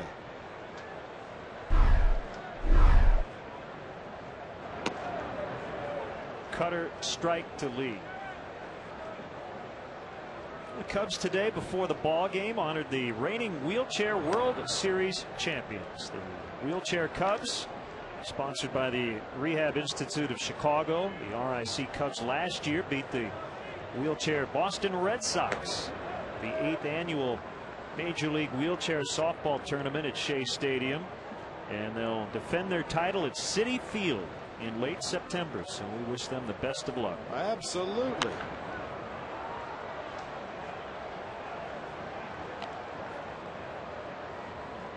You know, Paul Moran real well on the team. It's a fantastic team. They do a lot of traveling. So they'll get a look at new Citi Field just a few weeks after we will.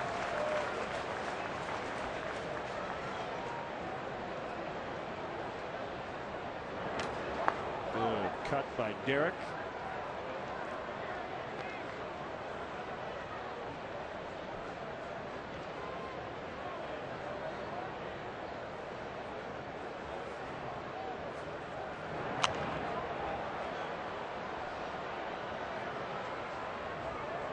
Still 2-2.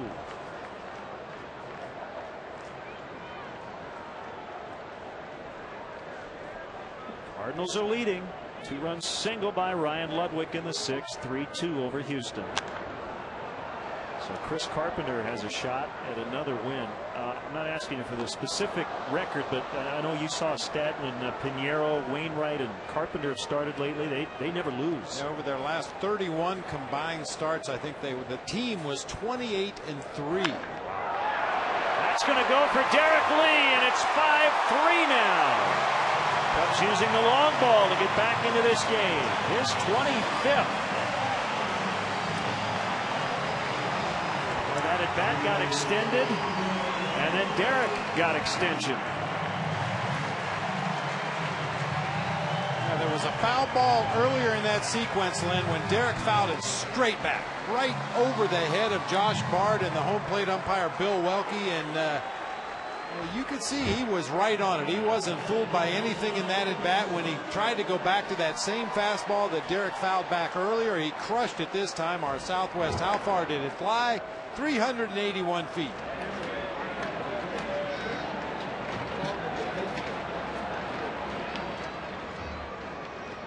But for good hitters, when they foul a ball off like Derek did in that sequence, you just hope you get it again sometime during the rest of the ball game. He got it in the same at bat, very same pitch.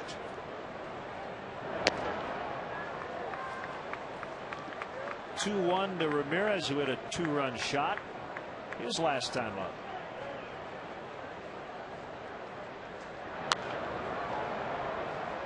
Well, you definitely feel like 5 runs is not going to win this game. So 5 runs are not going to win this game. So if Wells can keep the Nationals right where they are, you can get deep into that bullpen. You've got a chance. Fly ball line to right center. Harris gets there. 2 outs.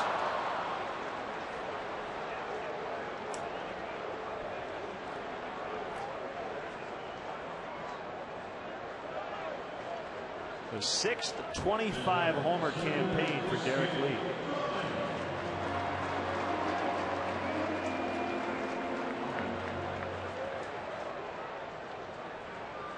He's had 3 of them with the Cubs. Tyler Clippard back up again for the Nationals.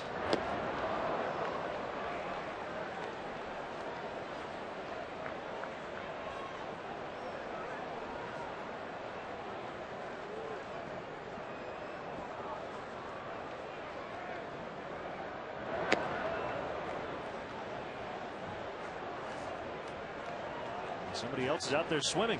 Jason Bergman. I think he realizes there's no water.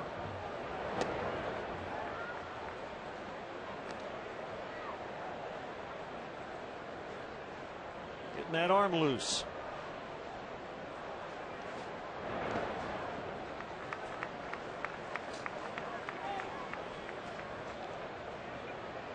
I think stretching is the most underrated part of every player's day. Takes a lot of time. And you're absolutely right about it being very, very important. I mean, you kind of fall into some bad habits from time to time as far as your stretching routine before a ball game. But the first time you have to turn it on, try to leg out an infield hit or run down a ball in the gap or whatever the case may be, if those muscles aren't warmed up, ready to go, that's when injuries happen.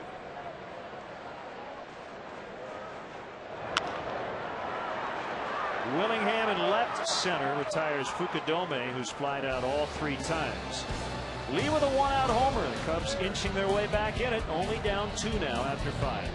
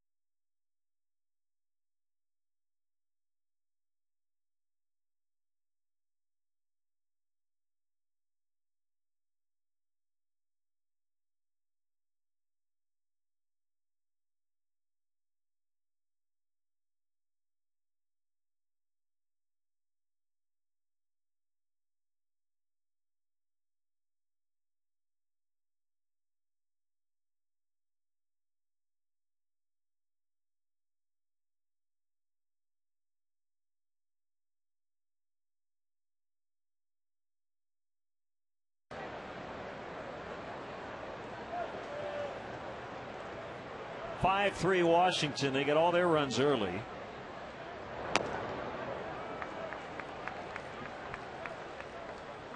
(0-1) to Ronnie Belliard. Ramirez and Lee with homers for the Cubs.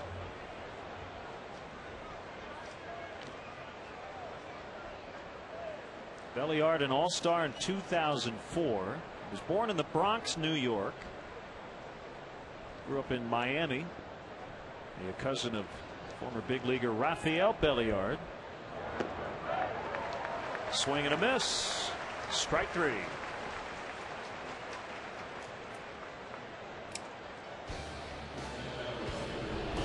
The 2009 Chicago Cubs baseball season on WGN, your official summer baseball station, is brought to you by Bud Light.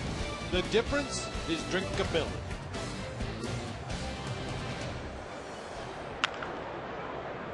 Nice pick on the backhand. The short hop. Ramirez throws out Dukes.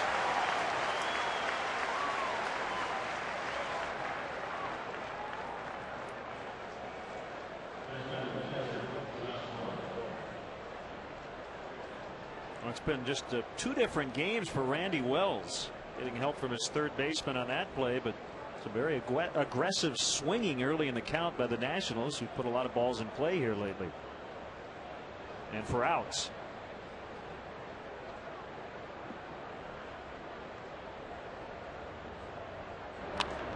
Popped up by Bard.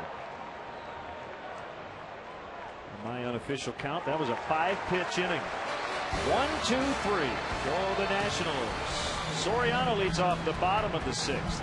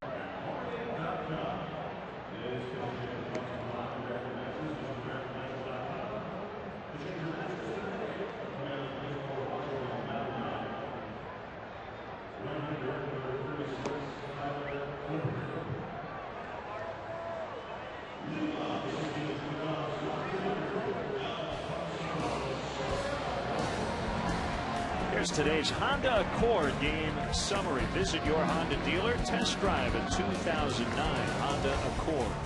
Adam Dunn with his 40th career homer against the Cubs. Ball's left the ballpark 4 times today. Zimmerman and Dunn for the Nationals, and Ramirez and Lee for the Cubs. So the 3 and 4 hitters have all hit home runs. Tyler Clippard, the first reliever out of the Nationals pen, as Martin went the minimum 5 to qualify for a win if the bullpen can hold them over the final 4 innings. 0-2 to Soriano.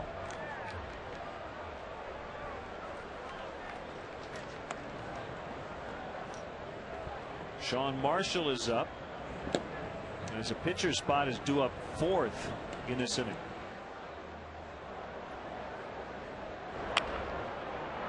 One hopper to Zimmerman. Slings it across. While we have a chance, let's step aside and see what's coming up on WGN.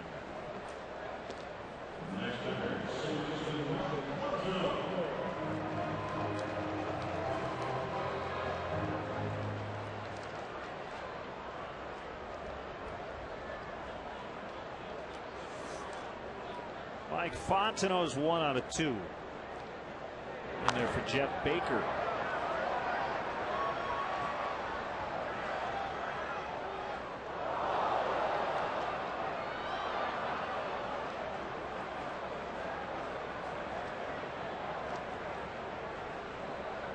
Clippard got 4 outs Tuesday night. Gave up 2 hits, charged with 1 run.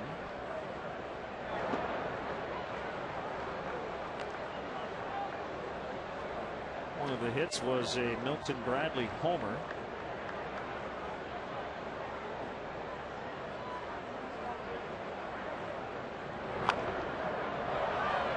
Over near the home dugout. Almost hit Lou. And the bounce back. I'll tell you, Len, this Tyler Clippard is having himself a real nice statistical year for a so-so ball club, to put it mildly. 36 innings pitched, only 19 base hits, 42 strikeouts, 18 walks. Opponents hitting 156 against him. He's only 24 years old.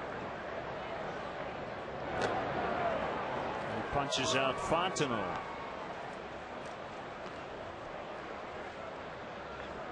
Two down. The ice cream in a helmet.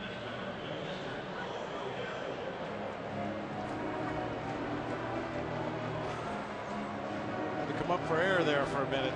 She's not eating ice cream out of that gentleman's head. Just kind of looks that way. There's a little plastic helmet in the box. Might have a little brain freeze going right now. See that? Ow, ow. We've all been there. Yeah. I once read that when that happens, you press your tongue to the roof of your mouth. Really? And that will make the brain freeze go away eventually. I guess the theory is you're trying to warm up that part of your mouth. It works. I've tried it. But you got to practice, which means you have to eat a lot of ice cream.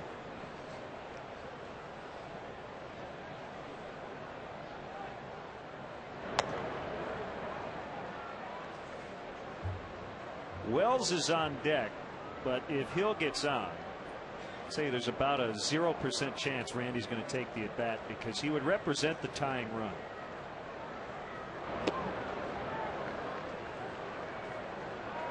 Looking on Lou Pinella's bench today, you've got right-handers Baker, Fox, Soto, switch hitter Aaron Miles, and left-handed hitter Sam Fuld available.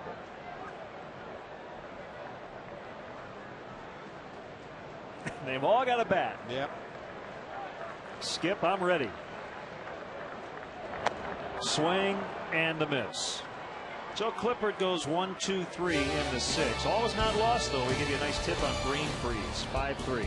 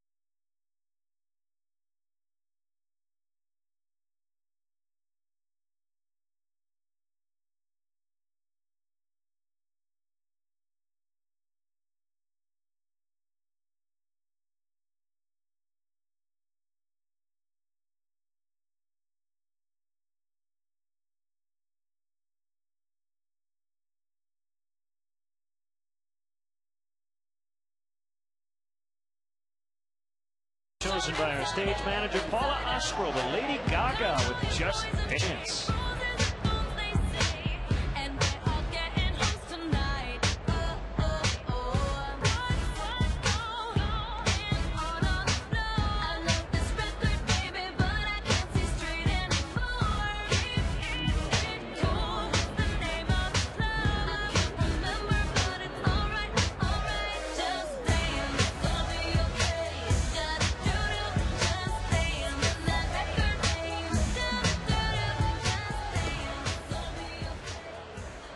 That's a good note for all of us. Just dance. Just dance. Today's Bud Light Fan Cam with just the right taste that never fills you up. The difference is drinkability. Well, how about this? Clippard, I noticed no double switch when he came in the bottom of the 6th, so I assumed he was only going to work 1 inning. But with the lead, Jim Riggleman's going to let him take the at bat as he grounds out and work the bottom of the 7th.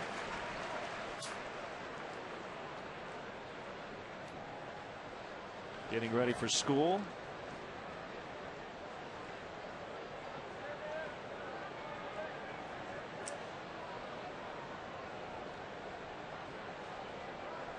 I know you fondly remember these days.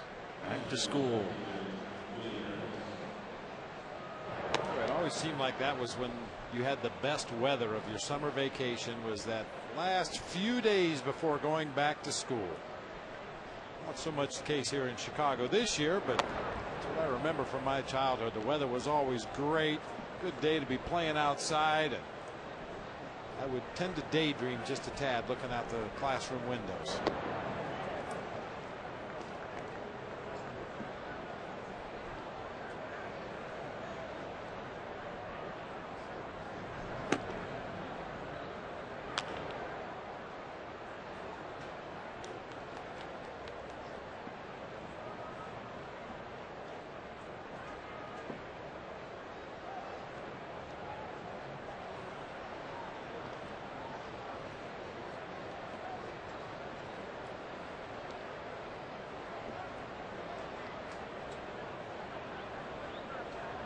Bears legend Gale Sayers will handle our 7th inning stretch coming up. Gale knows the words. He's working on the melody right now.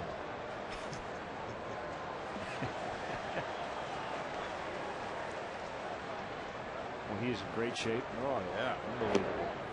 Inside, 3-2 to Harris.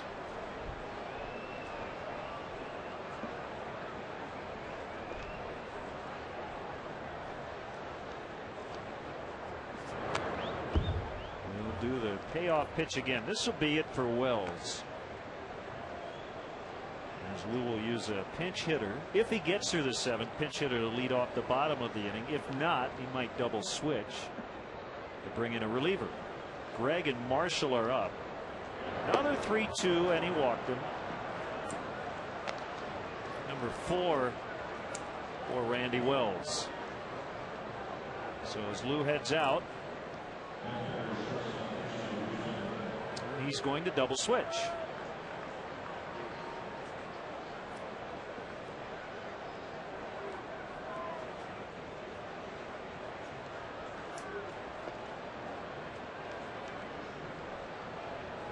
Lou directing traffic.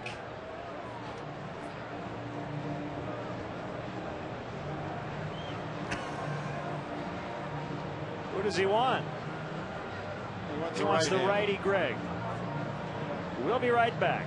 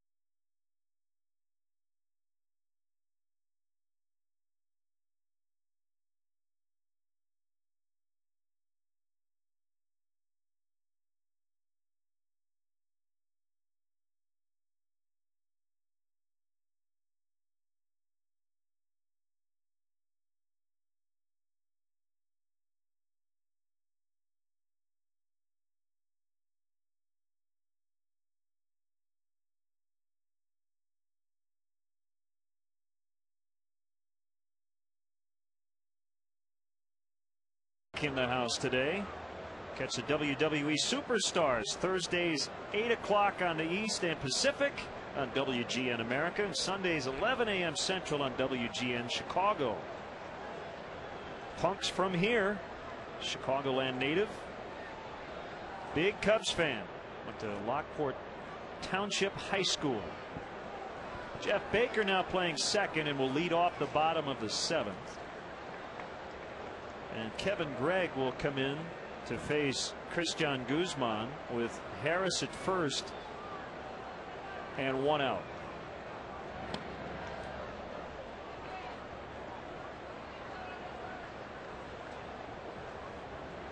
Got pretty good seats today.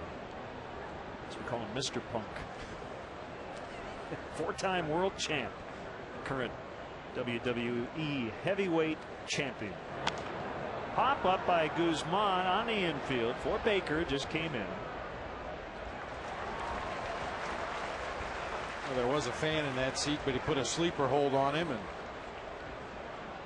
took him back down the concourse.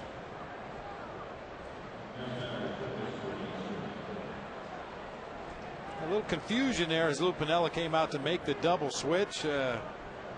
He indicated the right-hander, but Rob Drake, the third base umpire, misunderstood, thought he was pointing to the right side of the bullpen, which was Sean Marshall. So Sean started in from the bullpen. They had to wave him back and bring on Kevin Gregg. Sean Marshall still up in the bullpen, and I would assume that is to face big old Adam Dunn in the on-deck circle, should Zimmerman reach somehow here with 2 outs in the inning. Gregg, in relief of Randy Wells, gave up a career-high tying 2 home runs. Only the third time this year. And actually hadn't allowed a homer over his 3 previous starts. Zimmerman got him in the first and then Dunn in the third.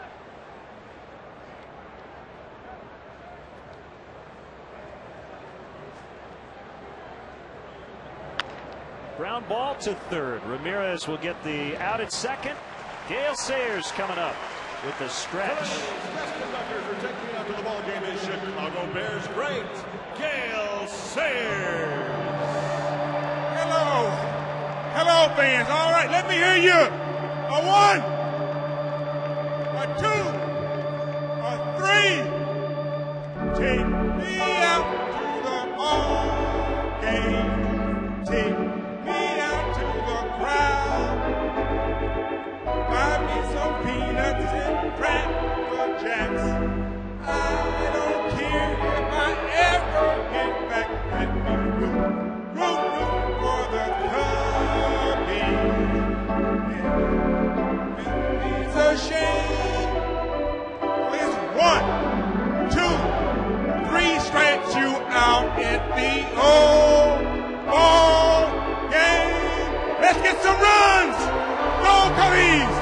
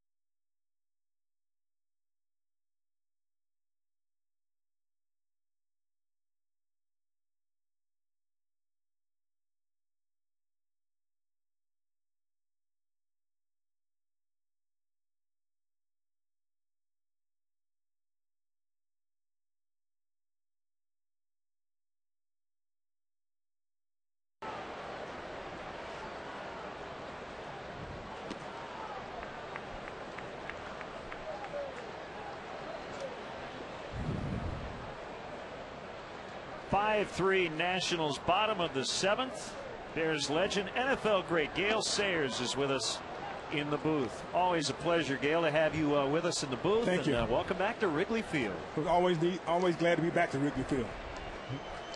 Have you been? I'm wondering if you were here last year. You know, they redid the playing surface here.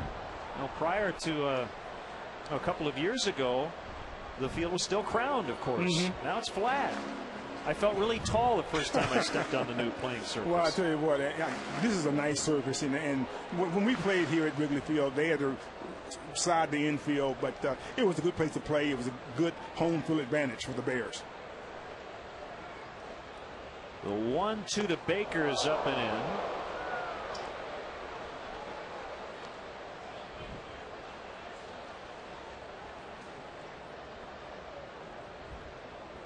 (2-2) the count. Cubs trail by 2 at one point. They were down 5-0.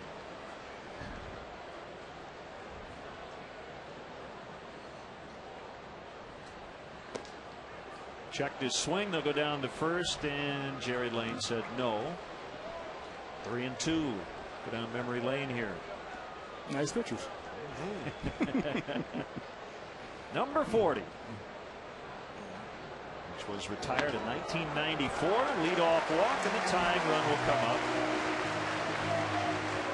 And Ryan Theriot. Yeah, the Kansas Comet. Large Kansas Jayhawks around Illinois. Picking her feet up and enjoying some Cubs baseball today. Now you have a big event coming up, the second annual Evening with the Stars. Yes. This Saturday, which will benefit the Gale Sayers Center. That's right. And the Gale Sayers Center is an after-school program for kids 8 to 12. And this year we're having a Hall of Famer Mike Dicker, Coach Mike Dicker, Hall of Famer Barry Sanders from Detroit Lions, Bob Love from the Bulls, Bobby Simmons, he's with the New York Nets, and Gale Sayers. So it should be a very, very nice affair. Boy, Belliard got almost run over by Elijah Dukes, and there was a little bobble there, but he was able to recover, and I think barehanded ultimately. He's not feeling well right now. It's kind of like a football play there. You don't see any call whatsoever from Elijah Dukes right there, so Belliard does what he's supposed to do. You go after it until you hear an outfielder call you off. There was definitely some contact at the end of that play. I don't think he saw it coming.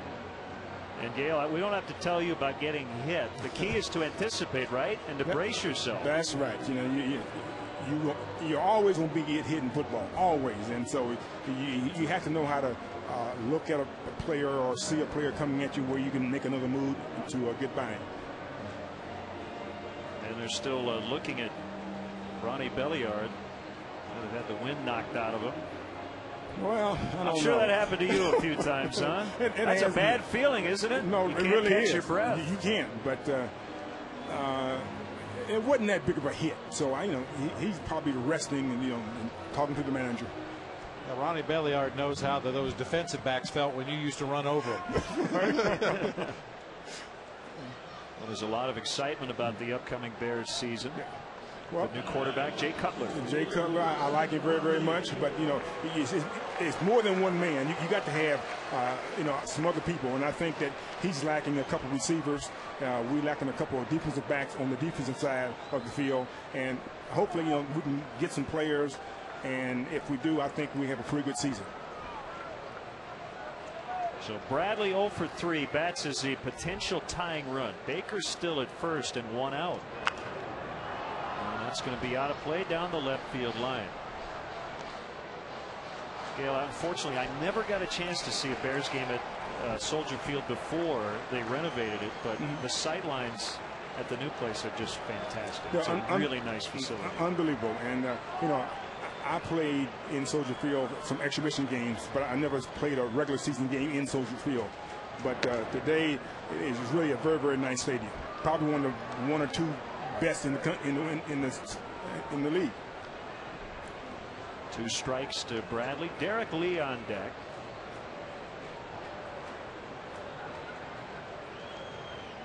Clippard on for the second inning of work. He went 1-2-3 in the 6th. Ground ball, foul. Dale, I'd like to ask you, are there any running backs that you like to watch? Any running backs in the game right now?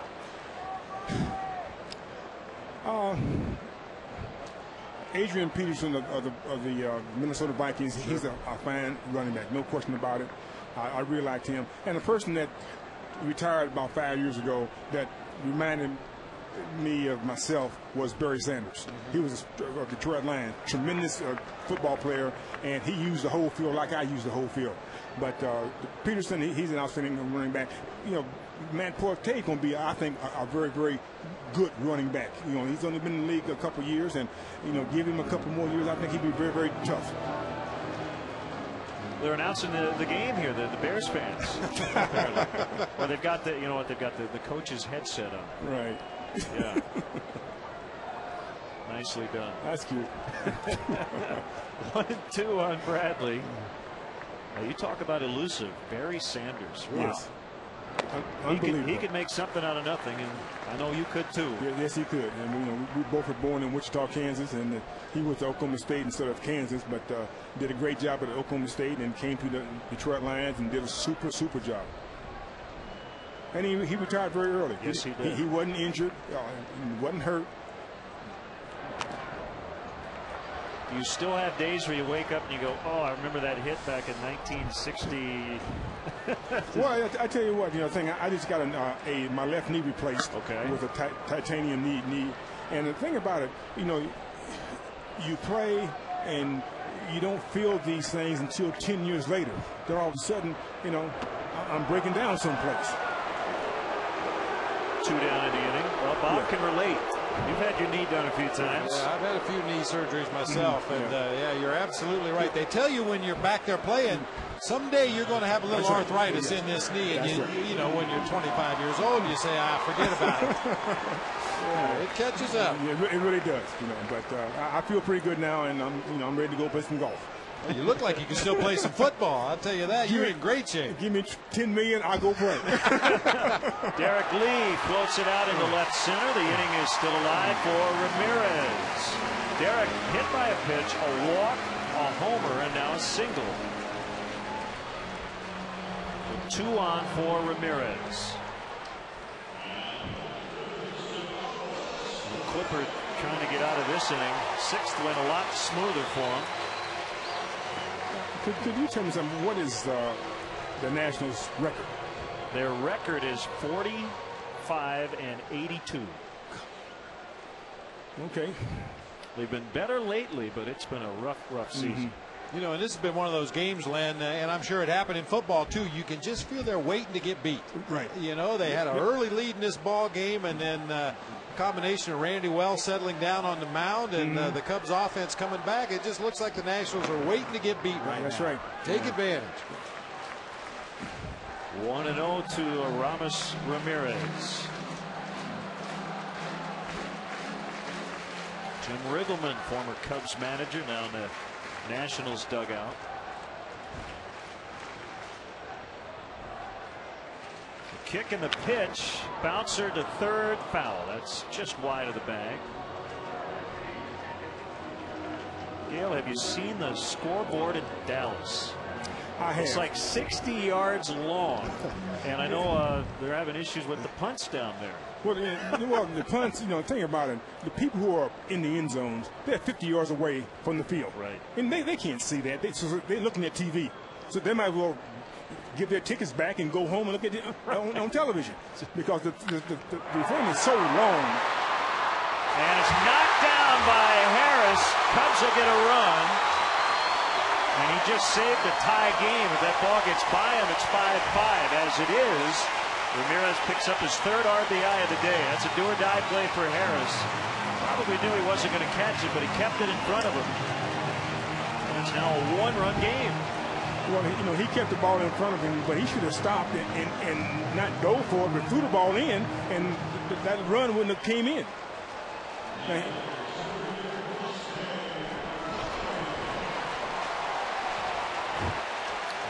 think is going to be it for Clippard. You have Fukudome due up, and lefty Sean Burnett is going to come in. So 5-4, 1st and 3rd, a chance to tie it or take the lead. We'll be back.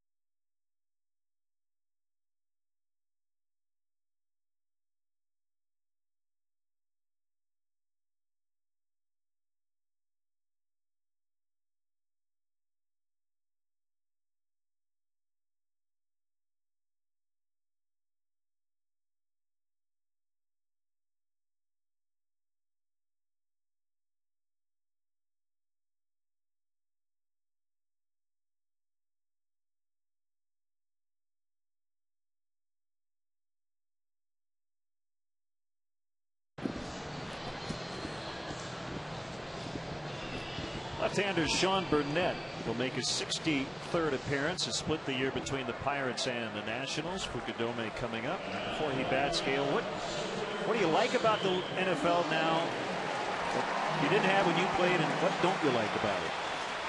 Anything in particular? Well, I don't like some of the attitude of the players. Number one, many times, players they make a tackle and get up and do crazy stuff, and you're getting paid to make a tackle, getting paid to catch a football or throw a football, and that stuff goes back into college, goes back into high school. Sure. The kids get to do it, and it just doesn't make sense. I don't like that type of a game. We don't need that in pro football. Swing and a miss. 1-1. And on the flip side, I'm sure you wouldn't have minded a modern locker room. Sure that probably wasn't that big here, but you just dealt with it, right? Right, you dealt with it. And another thing that, well, I don't like, but I can't do anything about it, was, some people ask me, Gail, would you love to come back and play football today? No question in my mind, I would love to come back and play, but not just only to play, but because of the money.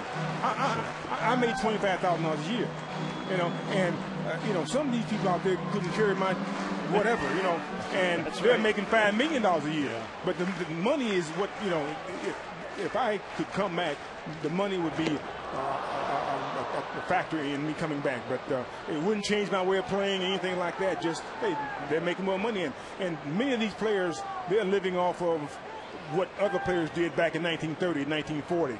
They're on their coattails. No doubt. 2-2 is Fukudome with a runner at third trying to tie the game. Kicks away.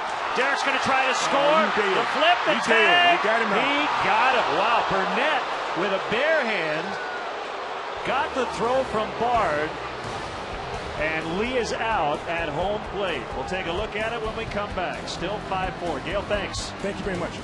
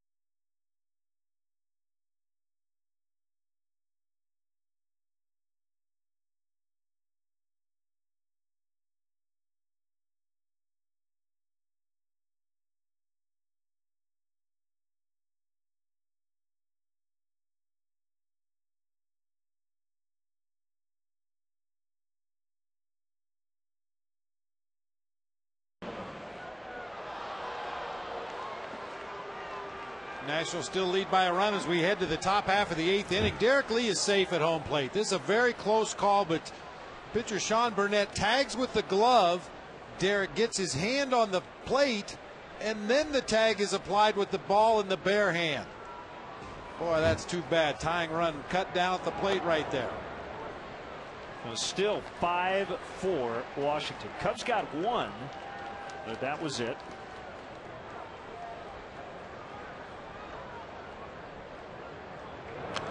Fouled back by Dunn. Hard to criticize Derek for trying to score that tying run. He had lefty versus lefty on the mound. And as it was, looked like he was safe. A nice play by Bard to get to that ball quickly. A nice play by Burnett to hang on to the throw to home plate, but it looked to me like Derek got his hand on that plate before Burnett applied the tag with the bare hand. Inside on Dunn. Thanks to Gale Sayers for joining us. Can't even fathom how much money he would have made if he played today. You're right at the top of the list.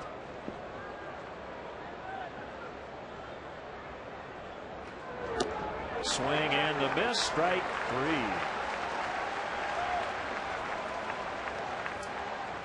3. You can email us, Len and Bob at chicagonow.com. You can tweet us as well, twitter.com/Len and Bob. Find out what time Bob puts on his makeup before every broadcast. Usually it goes in stages. Lay down a primer coat. Right. Get the spray gun out. And later with a paint roller.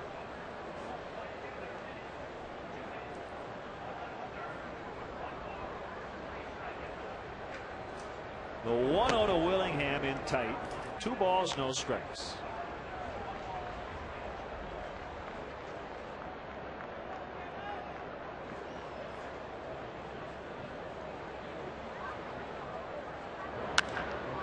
Liner is snagged by Baker.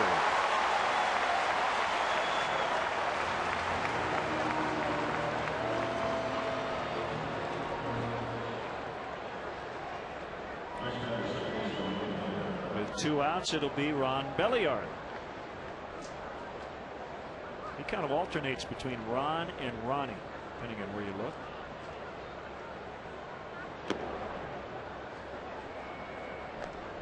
He's had a rough go of it today. A fly ball to left field, then back-to-back strikeouts. He got run over by his own right fielder, Elijah Dukes. Pops this one up back of first. Baker with a better angle. Basket catch and foul ground. So Kevin Gregg 5 up, 5 down. Bottom 8. 5-4 Nationals.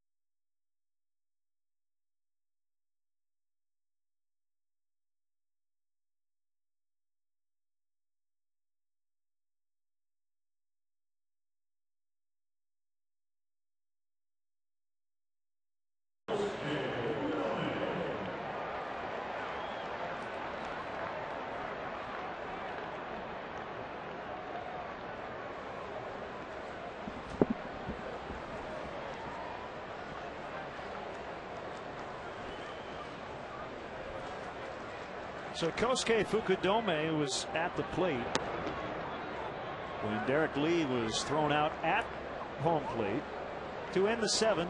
And Fukudome will lead off the 8th.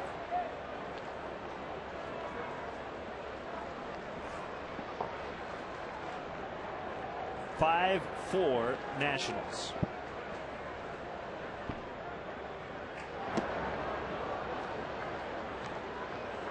One ball, 1 strike. Guzman up for the Cubs. Good job by Kevin Gregg. An inning and 2/3 in relief of Randy Wells. Nationals closers, Mike McDougal.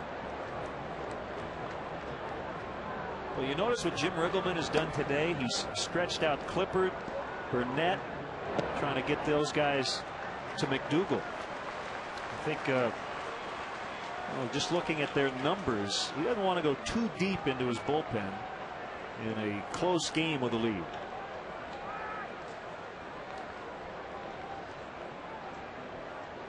The 3-1. Good rip by Fukudome, fouled back.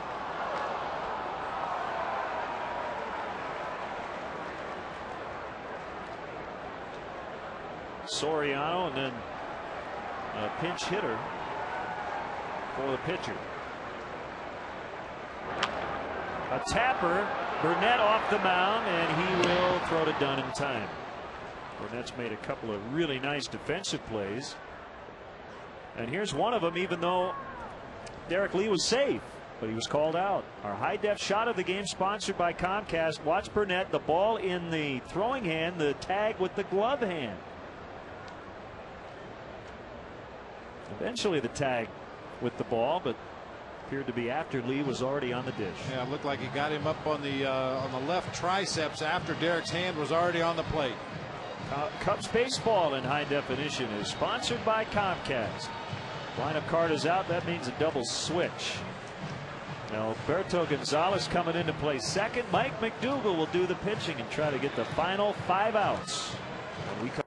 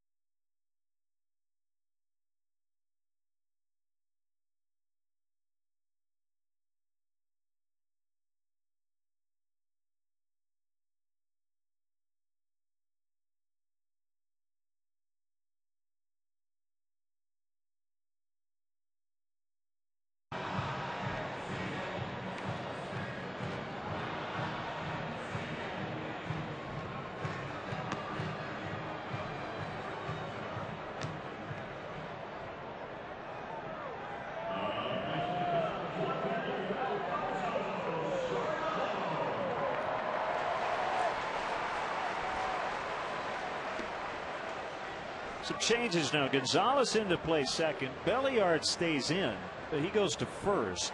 So Adam Dunn is done. And right-hander Mike McDougal, who has stabilized their 9th inning. He's 13 out of 14 in save chances. As a team, the Nationals are 24 out of 47. I think a lot of those blown saves were before they even got to the 9th. That's been a rough go. Nobody on. Soriano at the plate. 1 out, and the pitch is fouled away.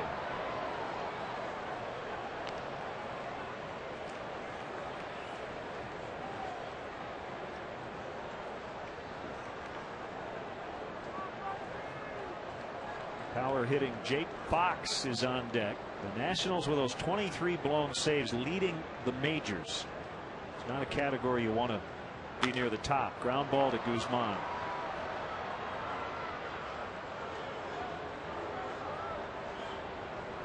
I think what that tells you, Bob, is that the Nationals offense giving them a lot of leads this year, and then the bullpen hasn't been able to hold them. I think it's demoralizing. Yeah, I think you're absolutely right. Now, in the case of Mike McDougal, Chicago baseball fans are probably familiar with him. He's been an intriguing guy ever since he got to the big leagues because he's got such a live arm. Doesn't always know exactly where the ball's going when it leaves his hand, but he's been real good in August. 7 straight save opportunities, converted, worked 11 1/3 scoreless innings. He's an all-star in 03.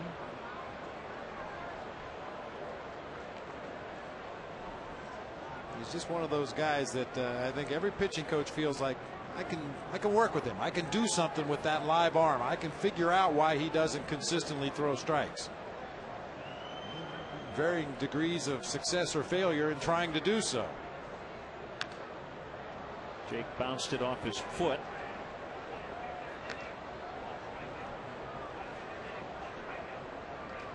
Jeff Keppinger with a homer in the 9th, so it's 4-3 Houston. This is my new favorite player, Jeff Keppinger. Jeff Keppinger.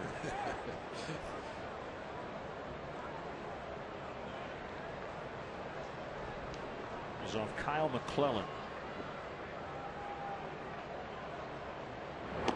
Swing and a miss. McDougal gets Soriano and then the pinch hitter Fox, and we're off to the 9th. It's still a 5-4 Nationals lead.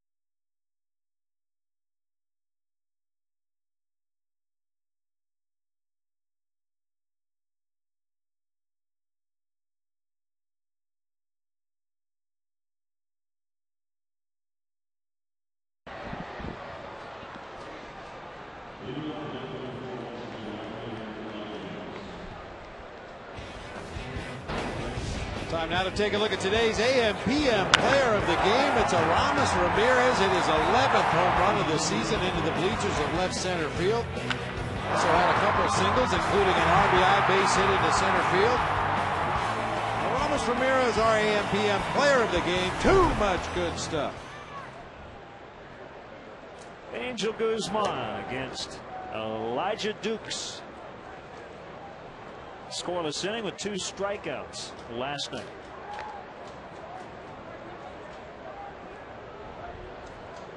Game 1 gave up a 2-run single, wasn't charged with those runs. Those were inherited runners.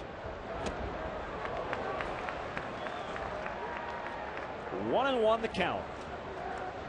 35,174 today. We so far have dodged the rain. I mentioned that last night. It started raining. 1-2.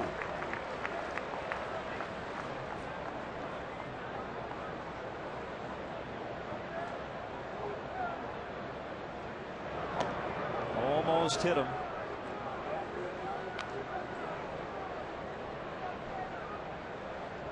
Cubs will win this season series because of the 4-game sweep in Washington. So they've won 5 of the 6. But the Nationals lead here in the 9th. They have led all day, in fact.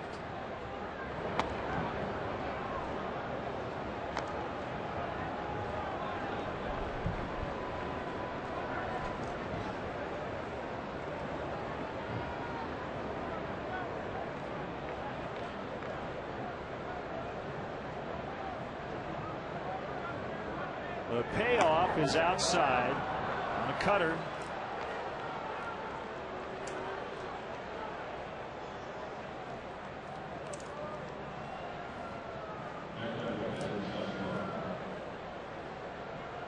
We'll see who they get up. Yeah, it's no longer the pitcher in the 9 spot for the Nationals. Alberto Gonzalez came in as part of the double switch when McDougal came into the ball game. So you might see Bard try to put down a sac bunt here. He has not successfully sacrificed yet this season.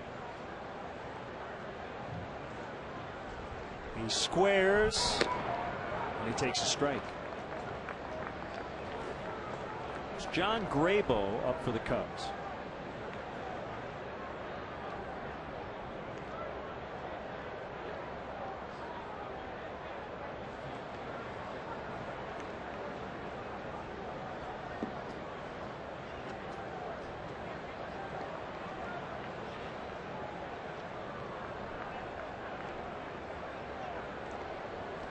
Paul Sullivan's blog, he's reporting that FoxSports.com saying that Rich Hart and Aaron Heilman have been claimed on waivers, which would mean the Cubs will have the weekend until Monday to work out some sort of deal, let the teams take those players or simply pull them back off waivers. It's a very standard process that happens throughout the course of every baseball season. I think fans would be surprised to see the number of superstars that are exposed to waivers from time to time throughout a season. A bunt by Bard is successful in that he does put Dukes in scoring position. So Ramirez to Baker for the out.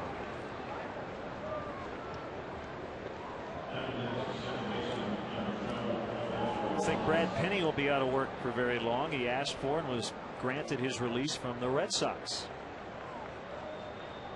If you believe the rumors, it sounds like the Rockies and the Marlins are the two front-running teams to get the services of Brad Penny. But I'm sure there's a lot of teams that would be interested in a guy like Brad Penny to bolster their rotation.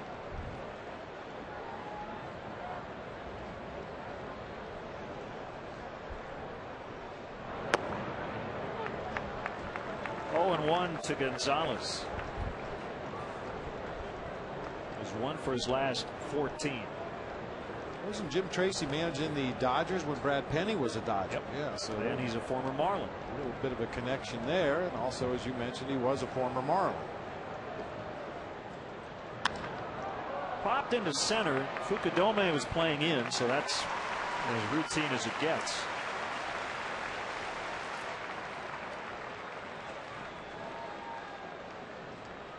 And Lou's asking for John Grabo with Willie Harris due up.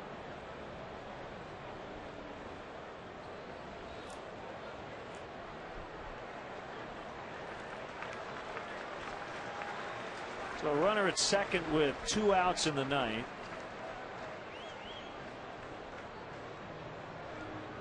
Washington leading 5-4.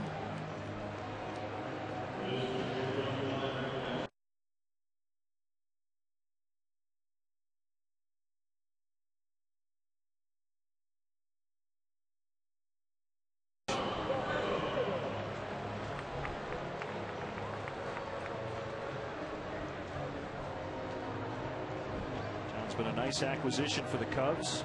I think he's going to be a free agent after the season.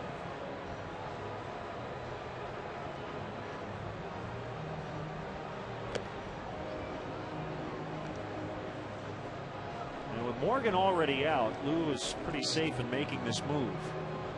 The backup center fielder already in the game. Upcoming schedule: the Mets come in tomorrow. We'll have Sunday's game right here on WGN Sports. Nelson Figueroa and Carlos Zambrano, 1 o'clock for the leadoff man. And looking at the end of this homestand, interleague play is back for one day. White Sox and Cubs right here on WGN Sports.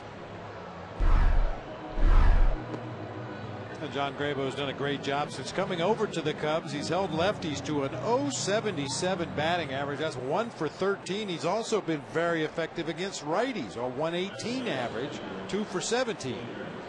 He's got that changeup for the right-handed hitters. That's what makes him so effective against them.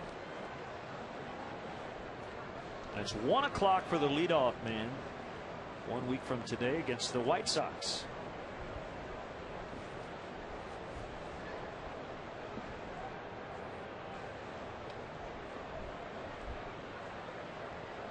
The pitch, swing and a miss. Good slider.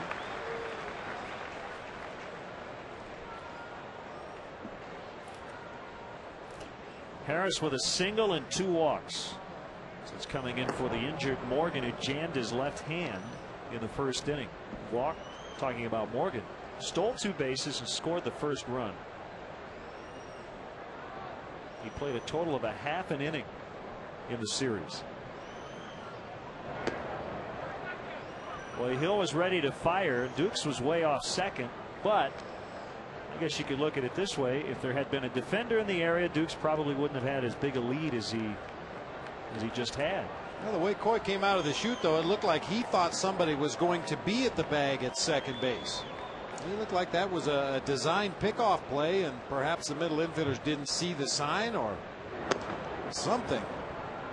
He was coming out of there ready to throw.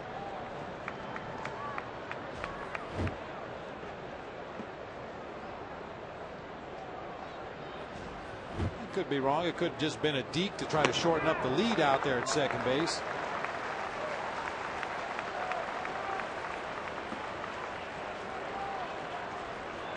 A 3-2 count on Harris. The kick and the pitch. Slider is just a little bit low. Well, that's an appetizing looking pitch that Harris didn't bite. Has now walked 3 times today.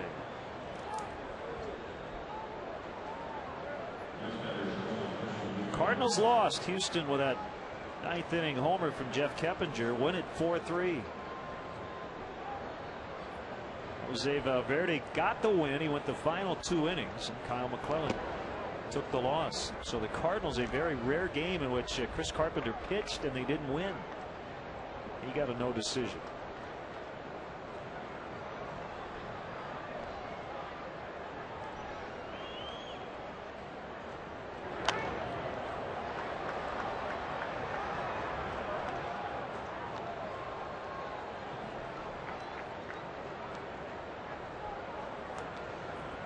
Cubs closer Carlos Marmol getting ready.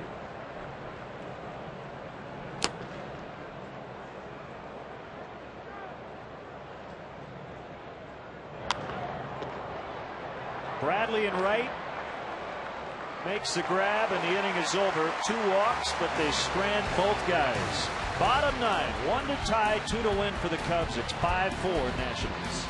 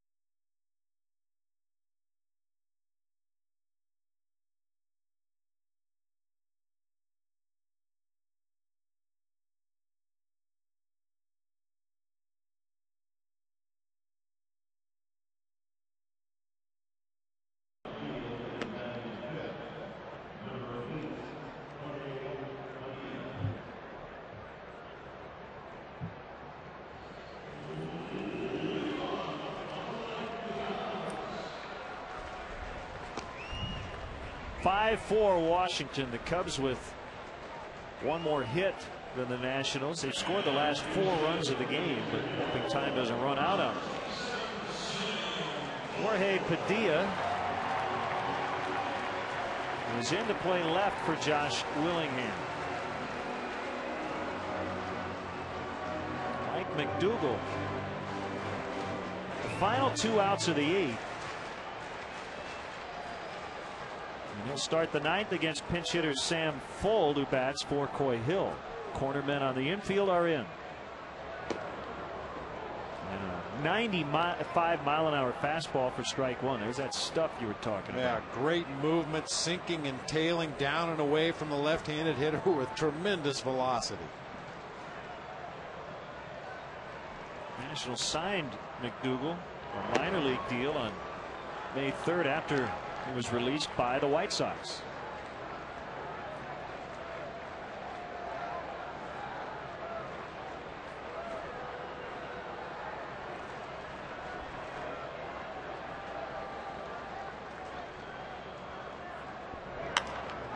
Laced foul.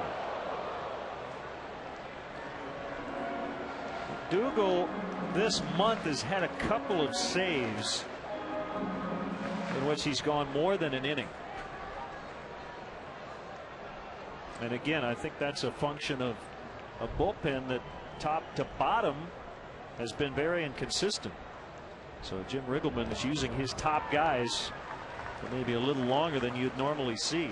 He used Clippard for an inning and 2/3. Burnett ended 1 inning, started the next, and then McDougall came in with 1 out in the 8th.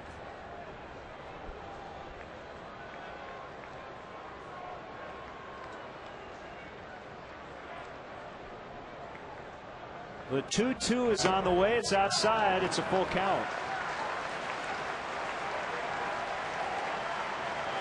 Jeff Baker is next, and then Ryan Terrier.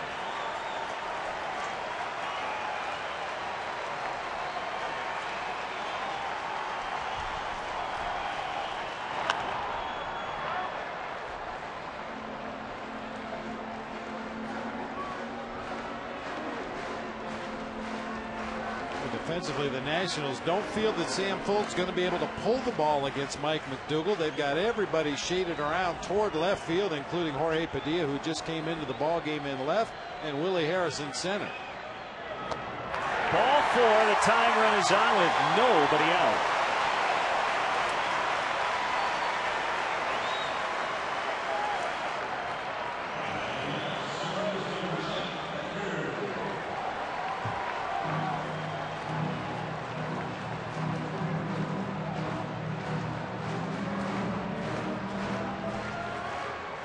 Sam Fuld now has walked 10 times, struck out just 7 times. It's the kind of ratio you want to see for a player like Sam. Not going to hit a lot of home runs, just trying to find a way to get on base. Baker's showing bunt and taking ball 1.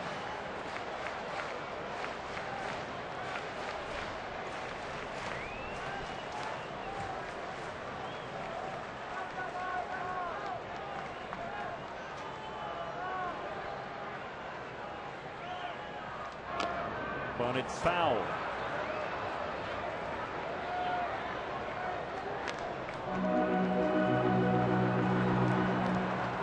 Over a year since Baker last sacrificed. Definitely want to bunt that ball to first base. If the bunt is still on right here, Ronnie Belliard, normally a middle infielder, playing at first base in place of Adam Dunn at this point in the ball game.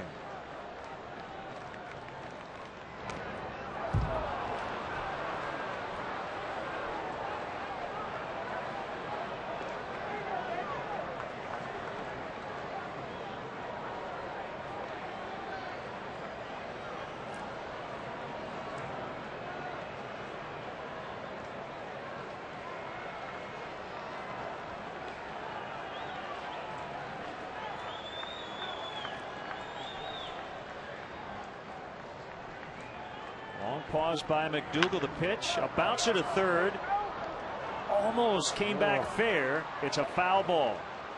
The foul ball That ball actually, when it took its last bounce, kicked back towards fair territory. Yeah, I think it hit the cut of the grass in foul territory and tried to come back fair. Right there, it kicked back toward third base, but when Zimmerman touched the ball was in foul territory. Rob Drake right on top of it.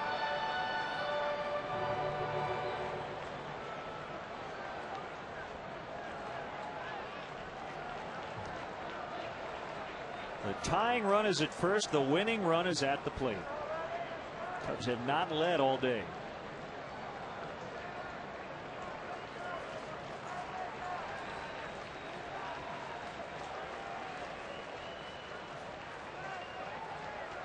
Another 1-2 pitch, and he struck him out.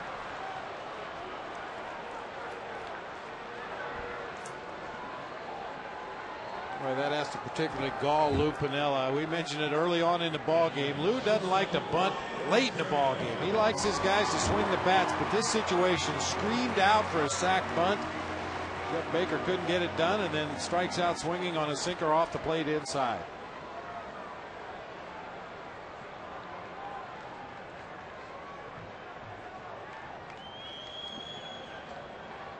Here's Terrio. Swing and a miss. Trying to end it with one swing.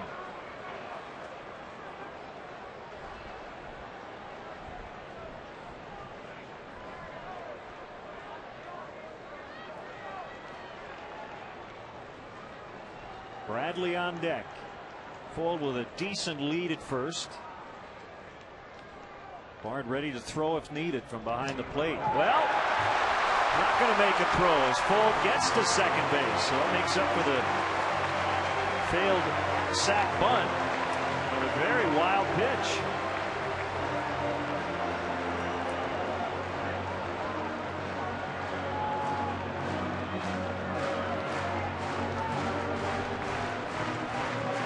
Fifth of the season for McDougal. When you throw that hard with that kind of movement and throw it that wide of home plate, there is not a catcher in the game that's going to be able to catch that pitch.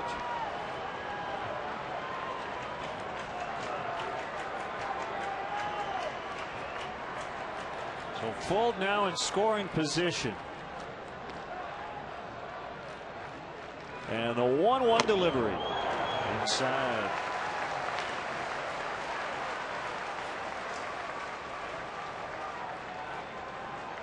Cubs are 2 for 5 with men in scoring position in the ball game.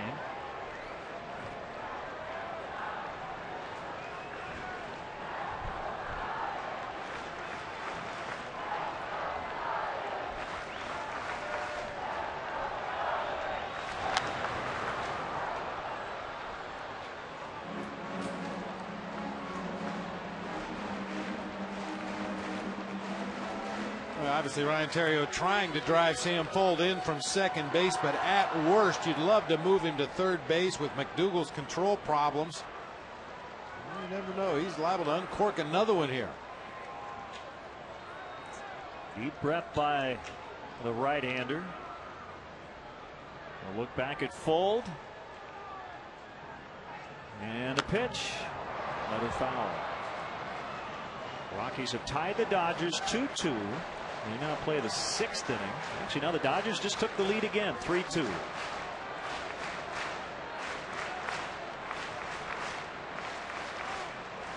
Ustash directing traffic defensively. And Ryan Zimmerman to come off the line at third.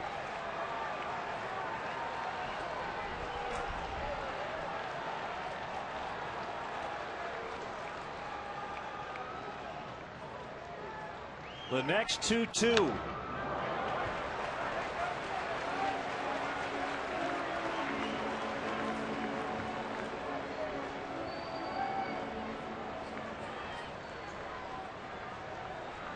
Now, I wonder if Jim is just so used to, the old field where he had to kind of be above the fence. That's just kind of what feels natural for him in that opposing dugout.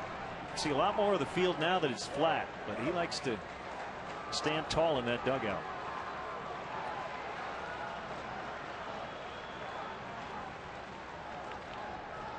Another 2-2. Ground ball to Zimmerman. What a play on the short hop. 2 outs. How many times have we seen a third baseman on that play back up and have it eat him up? And Zimmerman played it about as perfectly as you can. More often than not, as a third baseman, if you charge the ball, you got a much better chance of getting a hop that you can handle, but you have to do it immediately. Zimmerman on contact was moving forward, smothered that ball on the short hop. That's a pretty good play right there.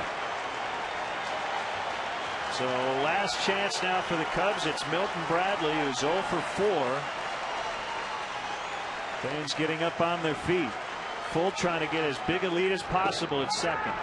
Low and away, ball 1. And the Nationals are allowing to get in a huge lead out there at second base. They want to hold their positions, try to make a play on anything hit to the infield, so they're not going to worry too much about Sam Fuld. He should be able to get a great lead off and secondary lead.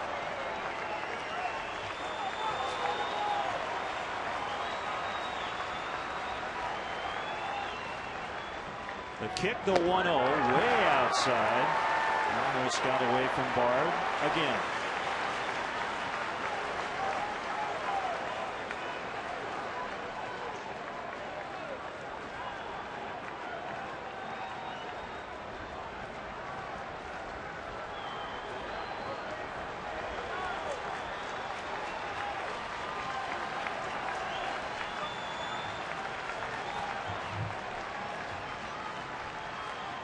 The 2-0, bouncing ball.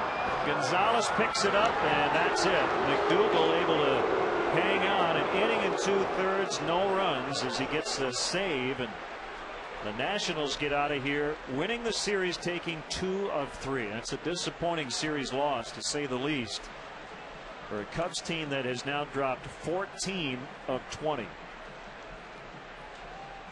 So a successful